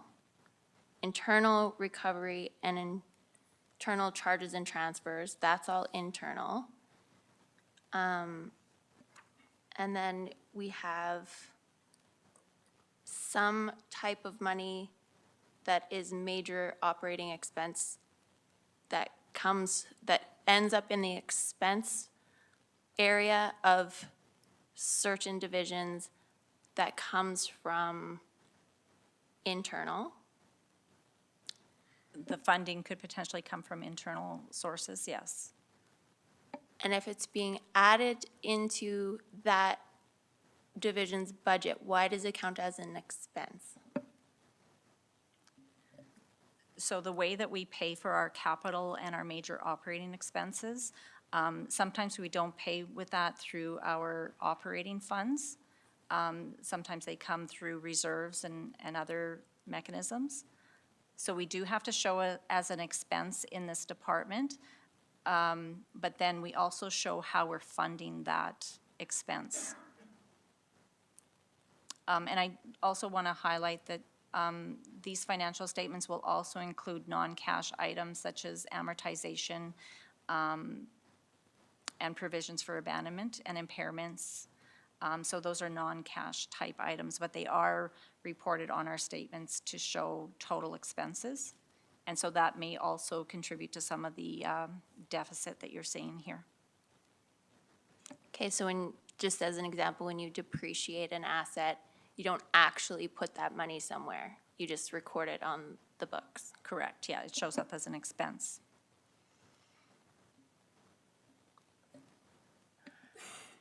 Okay. I feel like I have a lot more questions, but I think a lot of it is just stuff where, like the internal transfers and the way that it's recorded. I found the notes helpful, though. And then, of course, we have our tri-annual management report that provides another set of insight, but they don't really match up in terms of like what stuff is called. Could we Yeah. change that? Yes, we can absolutely make changes going forward to make it a little bit more clear and understandable. We can't change our audited financial statements because those have to be in a particular framework and wording and all of that to match what the accounting standards are. But our triannual management report, these statistical statements at the back can be changed going forward. Okay. I would like that. And as much as we can keep the wording and the like, so that I can look at the triannual statements and then go to this and it kind of like, I can see where everything is matching up. Because I couldn't do that. I didn't have infinite time, but it seemed like it was maybe a bit tricky to do that. Okay, yes, we can take a look at that and make some changes for the year to come. Thank you. Are there any other questions or comments? Seeing none, we will, and that's for any of the other items in the item 9.2? Okay, seeing none, we will vote. Councillor Hirsch? In favor. That's unanimous. Moving on to item 9.3, Public Services Committee meeting of April 11th, 2022. And there is one item for adoption and 2 items for information. make that motion. And I'll second it. Thank you. Any questions or comments? Counselor Sharps? Thank you. Through the chair, I just had a quick question on the Cenotaph Municipal Historic Designation. So I noticed in the first briefing note that there was some interest in being able to move it, and I think that's been put to bed. However, I just want clarification on the municipal historic portion of it. So does that not still mean that in like 2 years, there could be a bylaw amendment to still move it or make changes to this if it's municipal and not provincial or federal? Through the chair, council can change the designation. They would have to remove the designation in order to then allow any changes to the monument in the park setting. So if I hear you correctly, it is safe, it is not going to be moved as it is. Thank you. Counselor Dumanowski? Through your worship, same item, the Cenotaph. I'm pleased to see the adoption of this item here. Lots of interest in the community for the right reasons, and I think what I take away from the conversation is that there's a lot of interest in certain aspects of that park in relation to its historical relevance. The Cenotaph being absolutely no exception to that. And, you know, as is indicated here, next month, we will be celebrating 100 years. So I'm pleased to put that to rest. The historical designation, of course, is a huge overlay which protects it in every which way and form. But again, I just wanted to recognize that that is here for adoption and that it will be designated and protected. The only other thing, Your Worship, I had maybe a comment on the off-leash kind of managing director service update. I do see that there will be an additional community engagement done and a review of off-leash areas. I appreciate that this becomes a conversation almost every year. And the responsible pet ownership bylaw in relation to the broader conversation was done a number of years ago. But I think it is prudent that we do a review. I am a pet owner, so I can say that. There's always a need to look at this, and the motivation sometimes can be based on isolated events, but when those isolated events become more plentiful, I think it requires a more wholesome conversation and engagement with the community. So I look forward to that piece. Thank you. Counselor Hirsch, do you have any comments? No, not at this time. Counselor Sharps? Thank you, through the chair. Yes, I did actually have a brief statement on the off-leash area. I, too, am a pet owner and walk twice a day with my animals. And what was really interesting to me when I reached out, so a friend of mine, I live just off South Boundary Road, and my friend was walking down South Boundary towards Desert Bloom, and her dog was attacked by 2 pit bulls in that region. And what was very interesting, so I got into a conversation with James Willen, who was very informative. But what's very interesting is that if it's not posted, that's an off-leash area versus the other way around. So as a pet owner, it's interesting when I'm going through those back trails and there's no sign. In my mind, we go, if there's no sign, it's an on-lead area, but reality is the city does it differently. And so before we jump to that there isn't good use and dog owners are responsible, I really want to make sure that everybody understands that, because when I reached out to my dog owner friends, because we all walk dogs, and I said, by the way, there isn't a posting, which means it's off leash. They're like, what? That doesn't make sense. Shouldn't it be the other way around? So James understood our dilemma and is going to be addressing that in it, because it is very confusing when you're walking on those paths and you think it's an off leash area and it's not really an off leash, or vice versa. Counselor Robbins? Thank you, and through the chair, I don't have any questions. I just wanted to highlight something, and that's the work of the Historic Resources Working Group, who brought forward the Cenotaph information to the to First Amendment Committee, and then it came through to Public Services. And I just wanted to highlight for those who are interested, it's buried deep within a very long council package, but at page 471, there is the description of the historic place, being the cenotaph, and it contains a lot of really interesting details, photos about the artist who created it, number of names on it, and so it's really a valuable document to understand why this is such an important resource. And I just didn't want anyone, because it's buried deep in this long agenda, to overlook the work that was done to prepare that, and to have a read it. It was really interesting. Thank you, and the history on it as well is very interesting. Okay, seeing no more questions or comments, we will vote. Councillor Hirsch?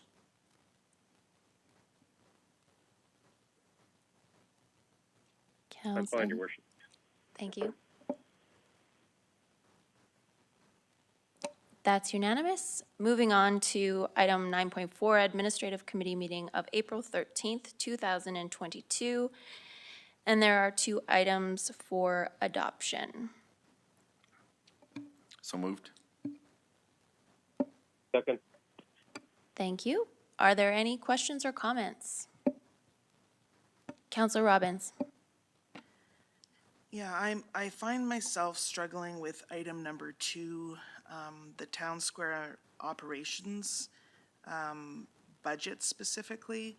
I just find that when I review it, I don't really have enough detail to fully understand where these numbers are coming from. So there's a briefing note. I understand all of the features of the briefing note. There's multiple considerations, and then there's a conclusion that the net financial impact is expected to be 0 from revenues collected and offset the operating costs. But when I go to the actual budget itself, I'm not getting enough detail to understand where the expenses are going to be and where the revenue is going to be. I'm on page 494. So I guess I have a request for a lot more detail of where those numbers are coming from. Interim City Manager Hagelin? Yeah, I'll pass it over to Managing Director Mastel, but I mean, primarily it's going to be staffing resources to take all the bookings and deal with the practical things around setup and cleanup and things like that would be on the expense side, and the revenue will come from rentals and as well as, I suppose, I think the parking revenue goes in here as well. But I'll pass it over to Managing Director Mastel for any further details. Through the chair to Councillor Robbins, City Manager captured that very well. I think the only other revenue area that we've identified as potential is for sponsorship type arrangements. So it is a bit ambiguous in terms of the breakdown. It's a new space, and our focus is for getting to a net neutral position. We know the expense side will be primarily from the allocation of labor resources towards this effort, as well as any of the operational aspects, which will increase or decrease depending on the level of volume on site. The revenue side, certainly the parking is a more certain area of revenue, or one that we can predict with a higher level of confidence because we've historically had parking occurring in that lot for a number of years. The other elements of revenues, the commercial aspects of the spaces there, the rental of the town square area, and sponsorship capabilities are more of an unknown, but certainly look forward to giving further updates as we get into operating the space as to how that's coming together. Councillor Sharps? You didn't think I had questions, did you? No, shocking. Okay, so I had a few questions through the chair. I noticed that during events that we're going to offer washroom access to the city library. So if an event is on a weekend, is the plan to open up City Hall to do that? Through the chair to Councillor Sharps, for clarification, the library and City Hall are open daytime during the weekdays, primarily today. It's not really event-based type washroom access. For event-based washrooms, there will be porta potties on site. So to get an event permit, you'd have to have washroom facilities available. So that there'll be temporary washrooms for event type use, but day-to-day use in the downtown area, just pointing to other washroom facilities that are currently available, not necessarily related to Town Square. They existed previous to Town Square and will continue to exist after. So if there's, let's say an organization rents Town Square, will they be mandated to make sure there's porta potties on site? Like, they're not gonna say, go to Station House, go to, right? Because that's some of the concern on Second Street, right?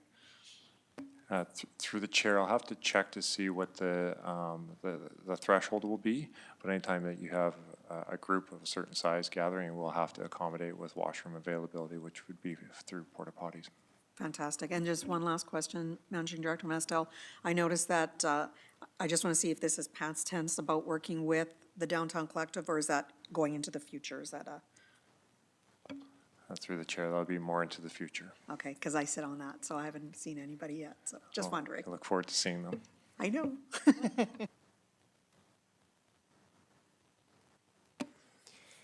All right, and I do think that this is an opportunity. Obviously, does lack a bit of detail in the budget, but I think this is an opportunity for us to be a little bit open source and experimental.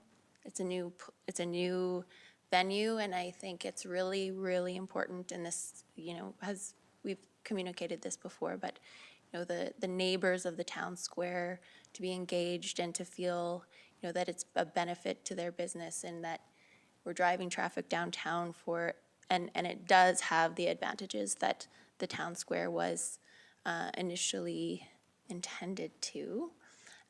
But yeah, that's going to take a lot of communication and trial and error, and we all had our opinions on the Town Square, and I think now that it's built, it's really important to try and make it as successful as possible. And I think one of the best ways to do that is make sure that there's an inclusive, open source kind of attitude to the programming and how this new space shapes up, because it's we have the opportunity to kind of write that however we want. Councillor Sharps. I just want to comment on that. So I've been one of the biggest proponents against this. Having said that, the council has voted, we're moving ahead, so I will absolutely support it. But I want to make sure that we are very clear. When I say I will support it, it is with all good intention. What I won't do is blatantly sign a letter that I didn't write, saying that I support this. And that's what happened in the last few weeks, and that's something that I won't do. So I want to be really candid and open. I don't want a letter on my desk saying that, so I'm part of Alive After 5. I apparently have nothing better to do than sit on committees. So a letter ended up on our table saying that we support the town center and we want to work with the town center, and that's not accurate. We support, Alive After 5 is not just downtown business owners, it's community. And to be honest, we've not asked for funding. We pay for a lot of this ourselves out of our own pockets. So we're not asking for anything. So if the city of Medicine Hat would like to support Alive After 5 as just regular residents, I'm happy to take your money. And if Invest Medicine Hat wants to give us some money, I'm happy to take your money. But I would really not see caveats attached to our participation with letters about conversations that were never transpired. That doesn't sit well with anybody on the board. We will absolutely support it. We will move forward. And if we take up all of Riverside and we have vendors that want to go on that side, I will be the first to reach out to IMH and say, I want that property. And that does fall under my preview. As of right now, none of the bands wanted to go over there. None of the bouncy castles wanted to go over there. And so that's just reality, and we work within the vendors that are giving us their time and their money. So respectfully, if it blows up and it's huge, absolutely, I will ask for that, but we won't sign letters stating something that we didn't ask for, and I just want to be really honest and clear about that. Okay, and I do think that in the spirit of collaboration, it is, I think the intention is Managing Director Mastel and I had an opportunity to sit down with Chat and Medicine Hat News, and the message I'm getting is it is intended to be very collaborative and very experimental, open source, and really to take the needs and desires of the entire community, but certainly the neighbors in the downtown community to heart. So I really genuinely am looking forward to see what Managing Director Mastel's group can do with the space. And we're just about at summertime, so got a lot of work probably before then. Okay, so seeing no more questions or comments, we'll vote. Councillor Hirsch? In support. That is passed. 7-1. Next, reports for reception, item 10.1, Police Commission meeting, March 24th, 2022. Motion to accept for information. Second. Councillor Van Dyke? Yes, I just wanted to bring some attention to the public that the Police Commission is currently meeting in council chambers for the time being, just because of accessibility and having a bigger space. The meeting room at the police station is quite a bit smaller with poorer ventilation. But I also wanted to make sure that the public knows that there is in every open council meeting a community consultation portion, time set aside for if members of the public have something that they want to ask or talk to the police commission or the chief of police and the inspectors about. So if you're not aware of that, please come and check it out if you are interested. Thank you, Councillor Van Dyke. Seeing no further questions or comments, we'll vote. Councillor Hirsch? In support. And that's unanimous. Moving on to item 11, new bylaws. 11.1, bylaw number 4701, a bylaw of the City of Medicine Hat to authorize council to impose a property tax for the year 2022 and to exempt certain property from taxation for the year 2002. Your Worship, I seek leave of council to introduce bylaw 4701 and ask that it be read a first time.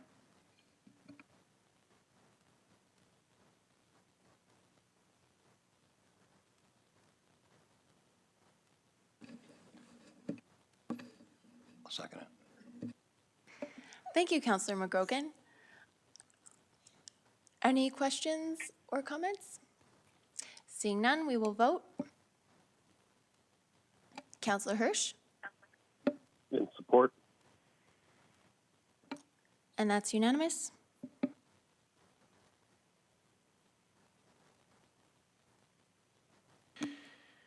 Your Worship, I'd ask that bylaw 4701 be read a second time.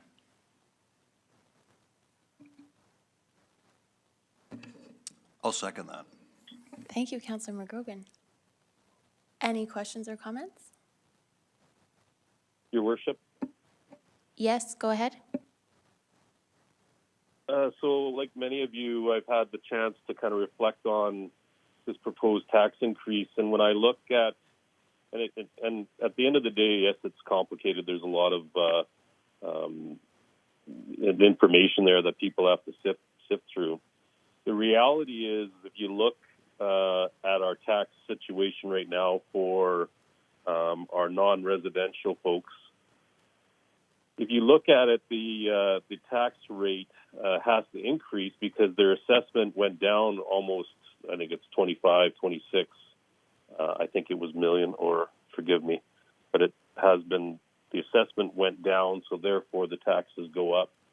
The reality is non-residential assessments are based on the income approach to value, which means you've had business owners that were really affected during the COVID, and of course now their assessments on their properties have went down because the revenue of their businesses within those buildings have obviously went down.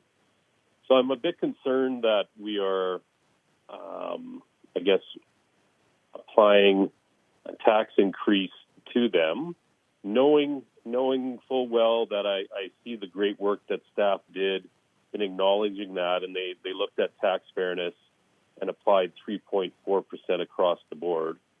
So in some cases, I think the give was there. But so I am going to support this, but the challenge I'd like to maybe think about, or maybe council to think about, is what can we do to offset, perhaps again on a one-time gesture, to maintain the tax ratio of where it is today. So I don't know what the implications of that. I would like to humbly request staff to give me, or maybe give council, an understanding in the future, it doesn't have to be today, of what that would look like in order to retain that. Because if you look at it in fairness, we are in a situation where COVID really was a event that wasn't the control of this business owner in Medicine Hat, but of course that affected their property values for the businesses. So I am going to support it, but I do want to look at options available where we could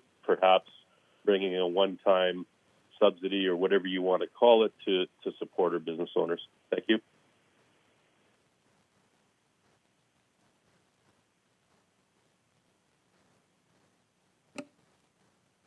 Seeing no further questions or comments, we'll vote on the motion.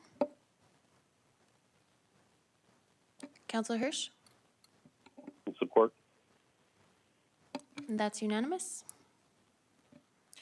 Your worship, at this time, I'd ask that bylaw 4701 be read a third time and passed.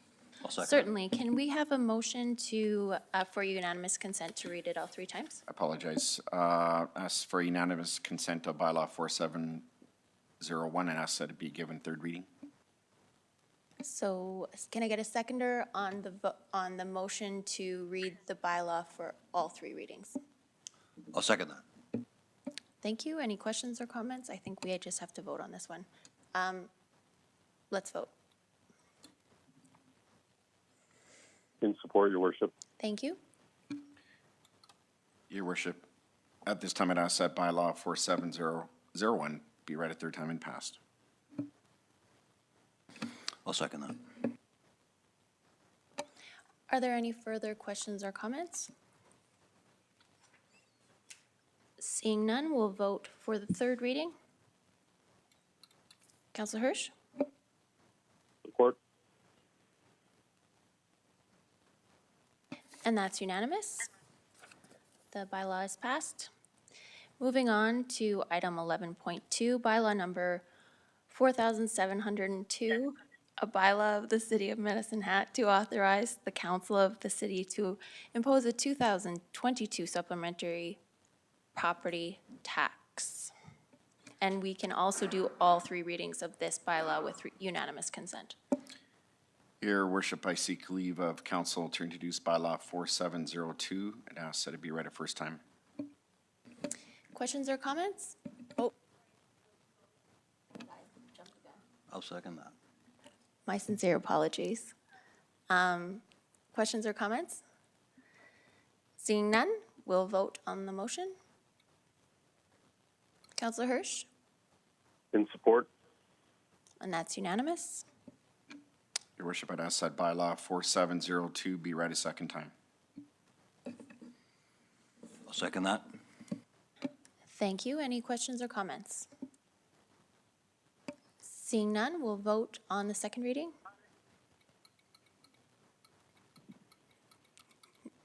Councillor Hirsch?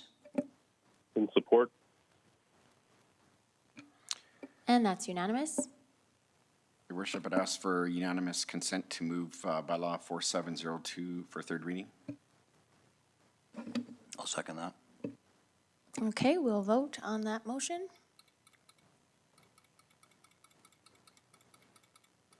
In support. Thank you, Councillor Hirsch. And that's unanimous.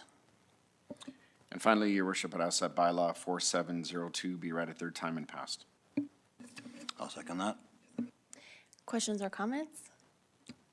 Seeing none, we will vote. Councillor Hirsch? In support. Unanimous. The bylaw is passed. There are no notices of motion. Under new business, we have item 13.1, and that is the responses to questions from our April 4th council meeting in relation to the tax rate bylaw. So that is for information. So could I get a motion? Yep. So moved. Second. Are there any questions or comments on the item at 13.1? Councillor Dumanowski? So, Your Worship, I appreciate that there's kind of a response to questions. I don't recall this ever being here before, which brings to mind, is this something we would be doing? Not that getting answers is a bad thing. Certainly, clarity is ideal. I'm just curious if we will be doing this in the future, or is there a better place holder for these kinds of things? I'm just curious because I don't recall this ever being done before. It's a new day, Councillor Dumanowski. Interim City Manager Hegland. Through the chair to Councillor Dumanowski, I think you're absolutely correct. I don't think it's ever been done before. The feeling was that this is a complex area.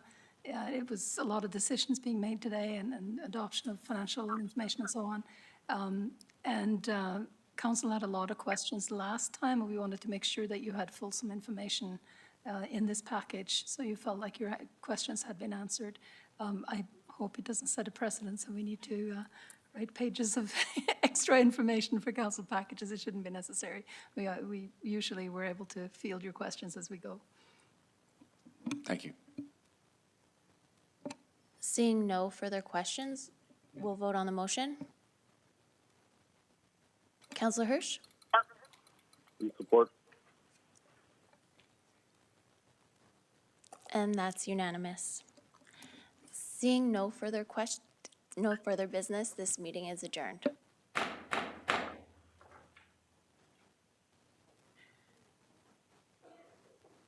Participant exiting.